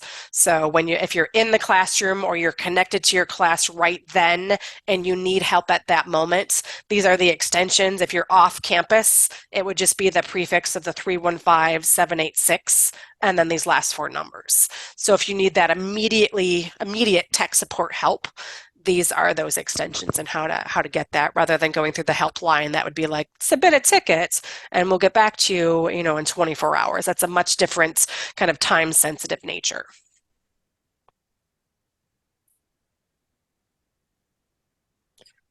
So I will kick this over to you, but yes, we have this canceling class and then we do have CARES report on here.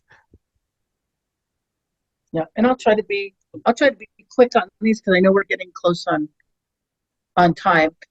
We never have any inclement weather at Jefferson Community College. That was a bad joke. No, it was actually quite a good joke, Jerry. Yeah, as we look at the weather for tomorrow, of course, because we don't know what the impact is going to be there. We do have an inclement weather policy, and essentially the inclement weather policy says we can either delay classes, cancel classes. We could start a little bit early. We could end late. You are, as employees of the college, you all get loaded into a product that's called kind of Jefferson Alert, New York Alert, and so if the college chooses to cancel classes, delay the start of classes, we actually would notify you by what is in the system. And the defaults in the system are phone numbers that when you go into SOAR and you look at my information, those phone numbers and your Jefferson email address. Years ago, they let us change it so that you could put in whatever you wanted to do. With the idea that you shouldn't put in a college phone number, so it doesn't really apply to all of you, but they ask us not to because it would overwhelm our system. Long story short, I have my personal email addresses in the system. I have my Jefferson email address. I have my cell phone, and I have my phone. And so when the system goes off, it's quite an experience in my house as phones are going off and emails are dinging, and multiple devices have like the email on them, so you'll hear like ding, ding, ding, ding, ding, and when that happens before the call, my husband's like, "Oh, here comes the call." It's an amazing moment. So it is really, yeah, you're trying to envision this. I'll talk to you, Lori. So also though, it does those cancellations. That information does appear in generally on the local media. Does appear on. We do put a banner on the college website, which is the way most people get to the portal. There's usually a comment or some sort of an announcement in Brightspace with kind of the details. I do say that the phone message and what you'll generally see on the website or portal sometimes has more detail because the local media, for those of you that are interested in the local media piece, is limited to the number of characters. And so sometimes it's this vague reference. When we delay, it depends on the day of the week. And so a Monday, Wednesday, Friday delay usually means we start classes at 10 o'clock in the morning with the 10 o'clock classes. And then we just lose those first two, hopefully having a reading day or some time period that we have an opportunity to make that up. But Monday, Wednesday, Friday is a 2-hour delay. Tuesday, Thursday is about an hour and a half delay. We start with the 9:30 classes. If we need to close early, that varies. We typically try to do it, if we can, around the lunchtime break. That's usually one of our places where we'll do the break, and then the evening classes. If right at this point in time, and Jeff, this is mostly for you, although you're a second half class, So we may have no weather by the second half of the semester, right? Um, if if you're teaching a live online class as you are, we do have our live online classes follow the same rules. Some places have gone to doing let's move our classes. It's a remote day.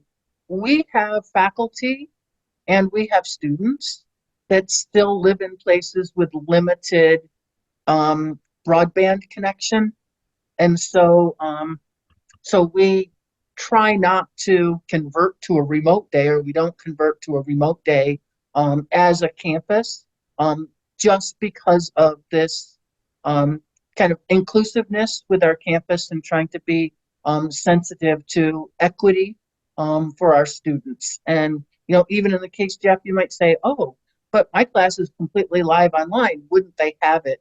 We actually have some students who come to campus, borrow computers, and sit um, on the JCC connection in order to do their classes. Probably not night classes, but we do sometimes have that. And so, if we're going to close the campus, we could actually shut a student off from their ability to access the class. So all classes follow the same rules. The question came up of what if you do have to cancel a class and it's not the campus-wide cancellation. If you know about it ahead, we have what's called a planned absence form. And so we would ask that you get from the division secretary a planned absence form and complete that. Have a conversation with your chair. They'll help guide you through that process. If it's an unplanned absence, power goes out at your house, Jeff, because there's something going on in Philadelphia. Um, you know, then it becomes like contact the secretary ASAP. It could be contact the chair. What I always say to everybody is please, please, please, please, please talk to a human synchronously. Because if you leave a message on a secretary's phone, it could be the day that the secretary is, on a vacation day. They can't get in because of weather themselves. Again, it's one of those that I would say talk to your chair about the best approach from their perspective of how that contact works. None of you teach at Fort Drum, so the Betsy Bents part doesn't apply. If you do teach on campus, and Kathy's in this circumstance, and you can't make it in, and it's late in the day, and you can't get a secretary or you can't get your chair, you can always call 786-2222, which is the security office, and they will write out a sign for you and stick it on a classroom door. And then I would say follow up with your chair like the next day. So planned absences, fill out the form. It just asks you how you're going to make up that time. Are you giving a video? Are you doing blah, blah, blah? So here we go. CARES. So we have a team on campus that's called CARES, and it's kind of like C4S. I can never remember what it stands for. I have my own verbiage, but if I say it to you, then that will stick in your brain. Basically, it's a behavioral intervention team, or it's a team that is out there to assist the student if you have any non-academic concerns. So academic concerns, classroom concerns, behavioral concerns that are like class students not being civil or difficult or that type of thing. That's work with your school chair. Student tells you that they're living in their car. They haven't had anything to eat. There's you get a sense that they say to you they're struggling with mental health challenges. Non-emergency, but yet important student concerns. We would go to the CARES report, and Lori has shown you where it is. It's in that applications area. And you would go to that applications area in the portal and pick the CARES report from that option, and then fill in the boxes. Some of them are required, some of them are not. There's an opportunity to say no action. It's just kind of an FYI type of thing. We have a pretty active use of that. That particular behavioral intervention team meets meets weekly or every other week, depending upon where we are in the semester. And every one of the reports that comes in is actually triaged to a person on campus within 24 hours, often well before 24 hours of when that report comes in. And so very effective system that we have. I encourage using it. And somebody might reach out to you and say, could you give me a little bit more information on that? We even have students who have done CARES reports on other students, which is also an option. If it's an emergency, if you're in the classroom and you have a student that passes out, you're not going to fill out a CARES report. You're going to call either that 2222 number for security or 911 to get the student help. So it's not designed for the emergency item, but it's designed for I need to get somebody to act on this, I'll call it semi-emergency item, because usually student living in their car is still an emergency. It's just not police worthy, probably. And I've used this under a wide range of reasons for, an individual who goes like, very active, awesome student, does all the things on time, and then something like they just kind of disappear, like something out of the norm. I've had individuals who I've spoken to who I've asked them if I could submit a CARES report on their behalf and explained how someone would reach out to them in terms of things like domestic violence supports or just other concerns going on. So at a minimum, this will connect them with someone who can help them get resources or at least provide them information for resources that they may choose to use or not to use going forward.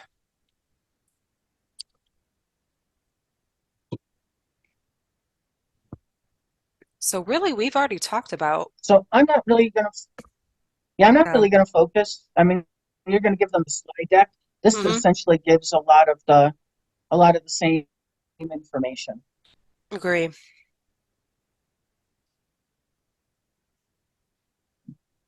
The one that I want to specifically, that's the one I just want to speak to. Yep. Jefferson, as all higher education institutions, have to follow the Family Educational Rights and Privacy Act. Basically, this means that you should not talk to anybody but the student about the student's academic classroom, anything related to the academic classroom. Some students do have what we call a FERPA release or an information release on file. So if a parent calls you, I would say to them, before I speak to you, I need to confirm whether there's a release on file. The school chair can help you with that. Almost anybody on campus can help you look to see if that that is there. Occasionally, a spouse will contact you. Again, put it aside and just say, I need to check that we have the ability to speak. Technically, the law says as long as a student is the dependent, so in case of a traditional student, a dependent of somebody who is claiming them as a dependent on a tax return, legally, technically we can speak to them, but our practice here on campus is that we get the permission from the student to have that conversation. It doesn't happen all that often. I don't know, Lori, even as a full-time faculty member, maybe once a semester, and you have 150 students. Yeah, I would say that's about accurate. Right. And it's usually just you go and click on the form and it's there. It's very rare that there's any conflict. There's often very like, oh, that makes sense. And how kind of you thinking of their privacy. Yeah. Yeah, I wouldn't usually be me and say, I can't talk to you. It's like, I need to confirm that we can have this conversation. Once I confirm that, I'll come back to you. If there's not the appropriate release on file, we'll get you information on how to get the release, then we can have the conversation. Yes, and the release comes through the student, so. Yeah, and it's processed through the student records office. They're the keeper of the releases. So Title IX, Jefferson, as all educational institutions, are bound by Title IX. Basically says that any institution that gets federal financial aid, cannot discriminate based upon sex, has 10 key areas. Most people in the past knew it was related to athletics. More recently, it has been related much more, or it's been more in the news, related to two groups of students, two areas. One is sexual harassment, sexual assault, and the other is pregnant and parenting students. Sexual harassment, sexual assault, if a student comes to you and says they've been assaulted, something, they've been harassed by other students, don't try to solve their problem. You actually need to stop them and say, I have to report anything you tell me to the college's Title IX coordinator listed on this slide. This the student then has the right to stop speaking to you, but whatever you learn needs to be reported.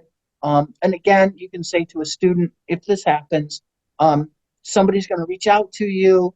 It's essentially you drive the bus, is the way I always put it. So you can take the assistance that's going to be offered, you can follow up with what's going to be offered, or you can choose not to. But somebody is going to reach out to you to provide support, to hear what your concerns are. So it is important for you to know you are not confidential in what is being told to you. You can be private, so you shouldn't be sharing it with everybody.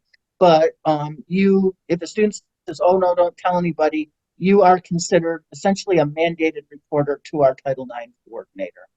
The pregnant and parenting is basically says that we can't tell a student don't sign up for classes because you're pregnant or you're parenting.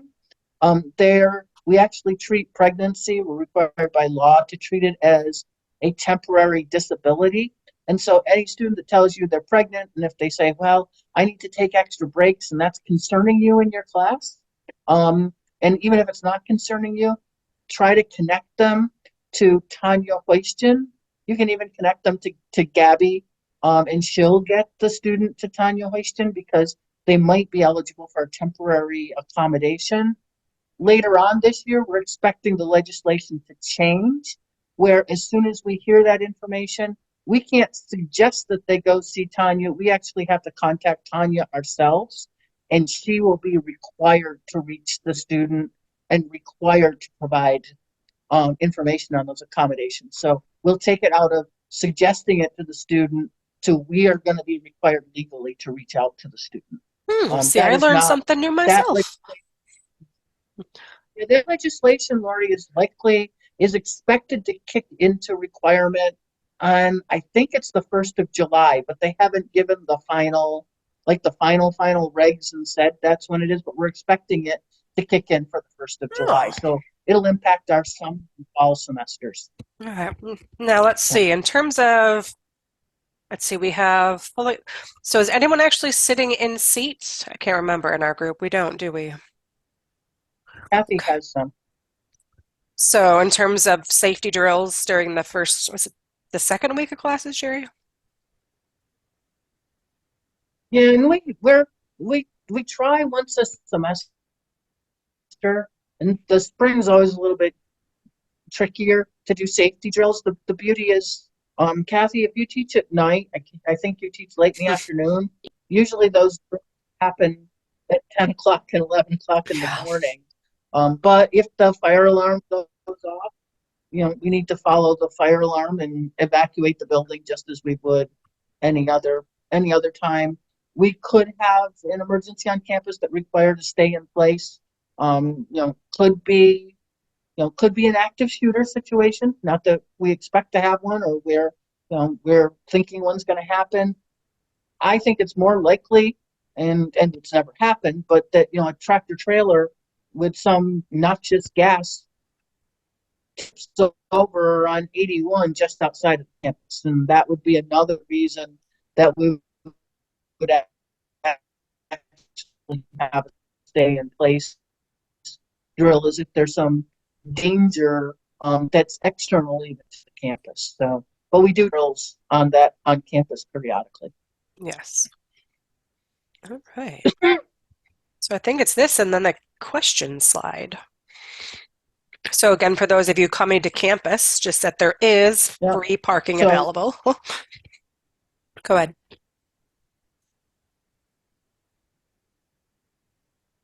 We actually we have faculty and we have employee parking. After 5 o'clock, every one of our lots is open to everyone. If you do find that you're going to be on campus during the day, the security office can give you a parking tag so that you're able to park in an employee lot. It used to be a big deal when didn't have when we had more people trying to park than we had spaces for them to park. But now it's not so much of a big deal unless you want to specifically park in the faculty and staff parking, because you might end up getting a I'll call it a ticket, which can just go to security and be signed off on anyway. So we don't, for our employees, we don't tend to charge on the tickets. It's just more of an annoyance. And then they would say, you need to get a parking pass. Jerry, it's really funny because I got a ticket when I came in for my interview with Donna. Yeah, we just give those to security. I will tell you, Shab, that I have had a ticket, and I have had a ticket with my parking tag up on a snowy day where they tried to dust off my windshield, and they didn't dust off the part of the windshield that had the parking tag. That's so funny. And yeah, and Lori might know this. She might not know this, but my license plate is Jerry Carr. Yes, I do know And this. so It's very unique. and I Yeah. every day. So it was a new person. They were Yeah. trying to do their due diligence. Of course. So That's Yeah, they were trying. This last resource here, and I want to actually just take it off presentation mode for a second so I can drop this in our chat, but of course it will be shared with you in multiple ways in the future. But this is this resource notebook that I've been mentioning a couple times. Hopefully I got that link correctly. And I will be adding to this and uploading. I'm not sure what that little extra thing is next to it, but the link itself should work. The Adjunct Resource Notebook, that reiterates some of these things. I'll actually go back and add some of the content from these slides in here as well. And if anything comes up that you're like, hey, I'd like to know this, but it's not in the resource notebook, I would like to have you let me know so I can add to it. My goal is to make this be this one-stop place you can go to get a lot of information. It's going to build, it's going to grow. So I wanted to make sure I at least gave you the quick link to that tonight with some of the useful resources that are in there. But beyond that, I apologize for taking up a little more of your time than I planned, but I'm also kind of happy because it meant that you were asking questions and that you got some of the answers to the information that you were seeking. So it's like, when you have a class where they're actually saying things, you love it.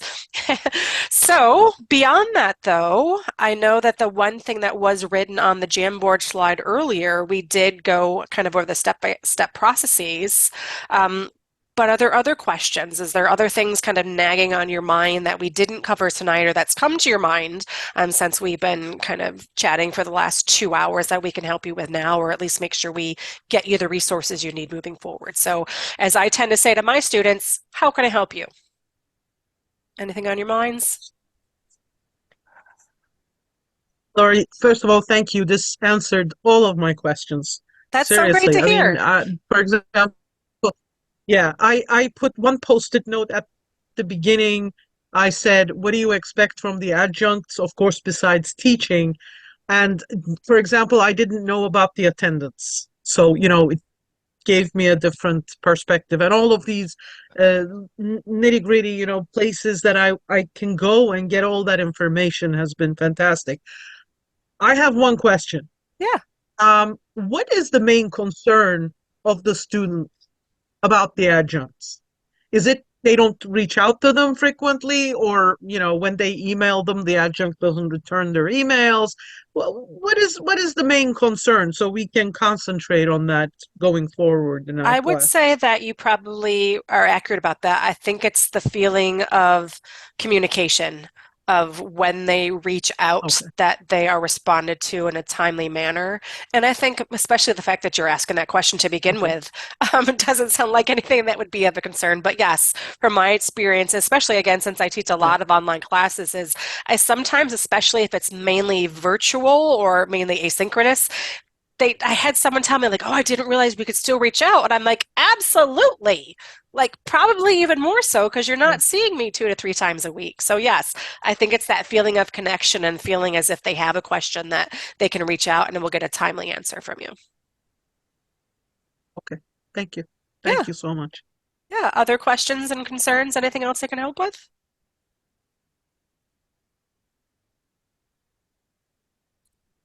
No? Jeff, Thank you've you so done this for much, one Lori and semester. Jerry. Thank you very much. Yeah, Jeff, is there any pearls of wisdom? You've done this for one semester. Is there anything that you wish you had known before that, that you could share with your colleagues?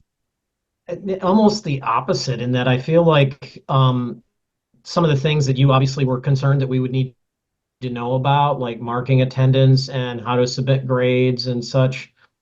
I felt kind of spoon fed in a good way, right? I felt like I was getting the right communications, the right emails. I did have one question about grading and how to classify a grade. I don't know that we got as an adjunct joining in, and we didn't hear much about what's the difference between an S and a whatever. And again, I've done a lot of volunteer teaching, but not a ton of adjuncting. So maybe that's commonplace for folks that have adjuncted everywhere. But I know I had some students who would show up and not do well, and that's just a failure, but they didn't withdraw in time, and that's just an F. But then there was some students that literally just never showed up to class from day one. I never saw their face. I never communicated with them. They never engaged with the course materials. I had to make a phone call about that, but again, it's all in the right places. If you look at the email that's saying, here's how you go submit grades, there's contact information if you have any questions. I called that number. I forgot the gentleman I spoke with. He was wonderful.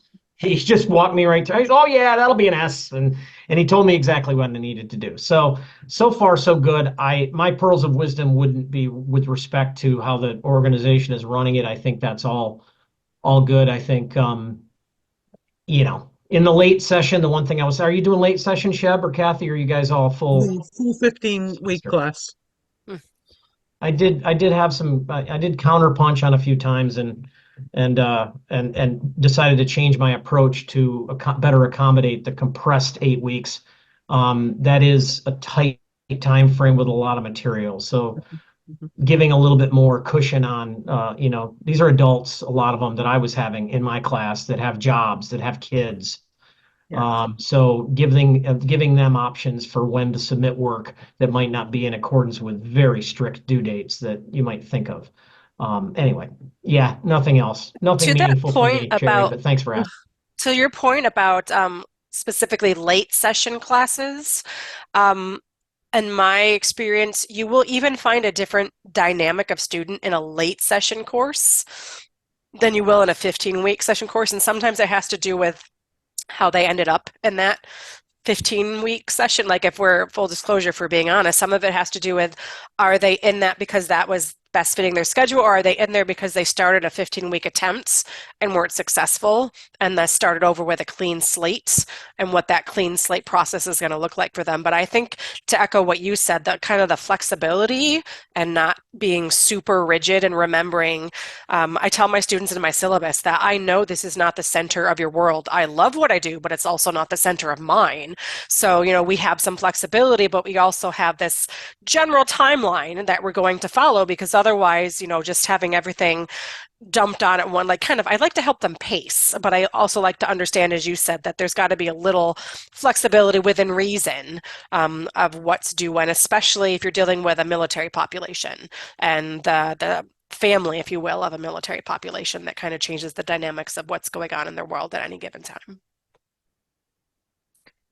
Other That's thoughts? great to know because as far as I know, my 15-week class, I think of the students, they needed to take this class to graduate. Now the class number is up to 8, so I don't know what that means. So I might have a mixture of students in this class.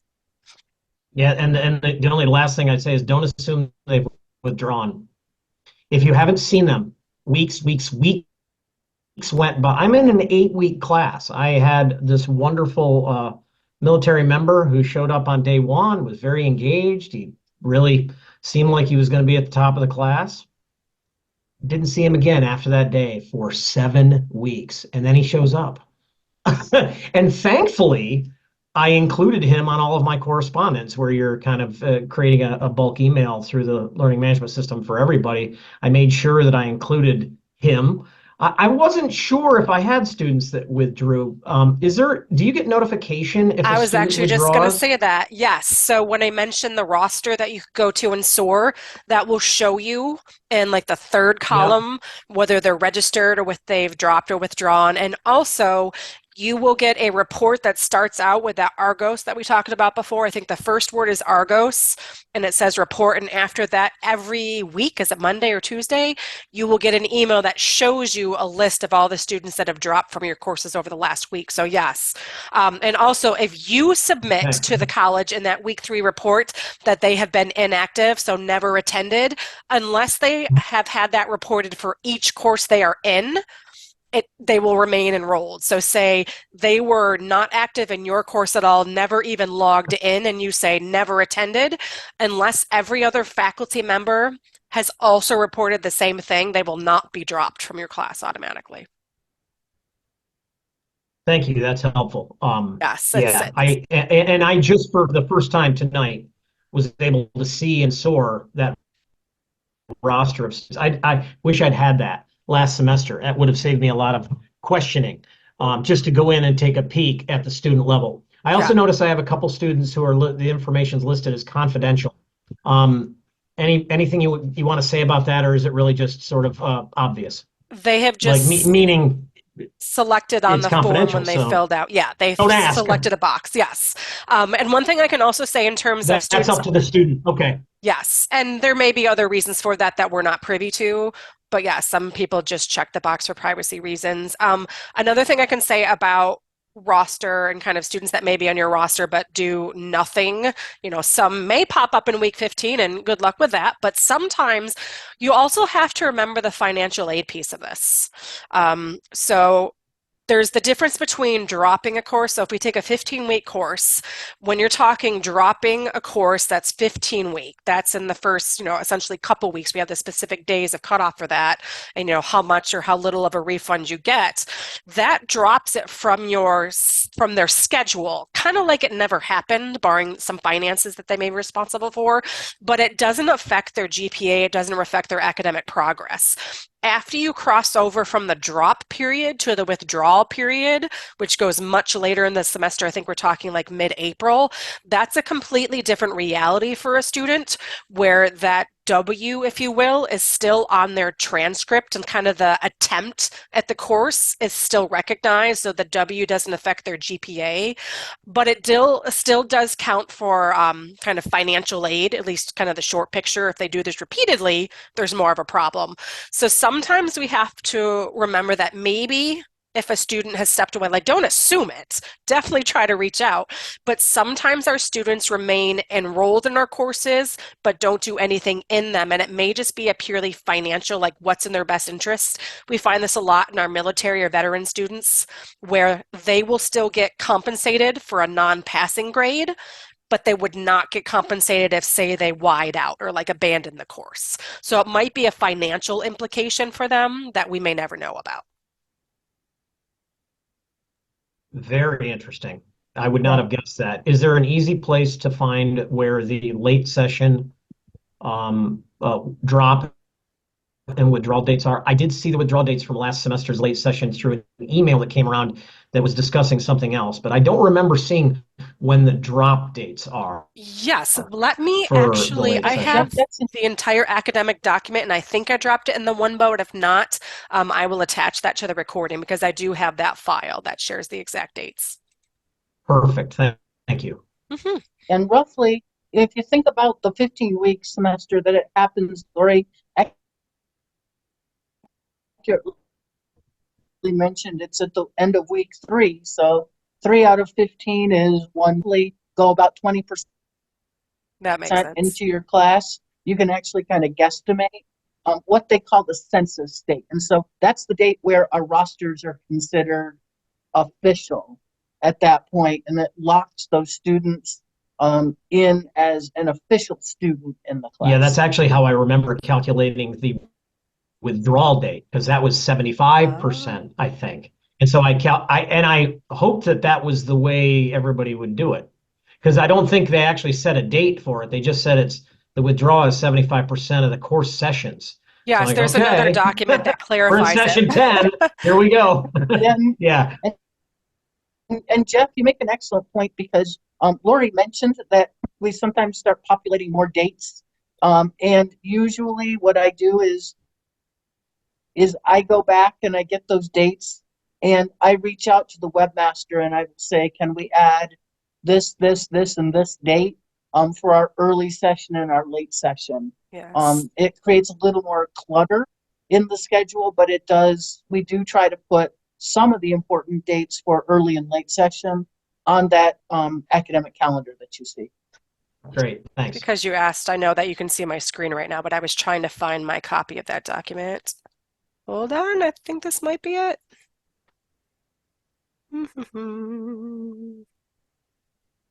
So I can definitely make sure that we share this, but I think this is the answer to your question, Jeff. Yep. So we need to get into the next semester. I understand that. Here we go. So yes, I will make sure that this gets out to you, but I know this addresses the question you were just asking. Great, that's helpful. Thank you. Yep, absolutely. And I will try to make sure I continuously update on the adjunct resources, so it'll be like the first or second tab going forward. All right. Any other questions? I appreciate you sticking around longer than you needed to. No? No, thank you so much. Appreciate it. Absolutely.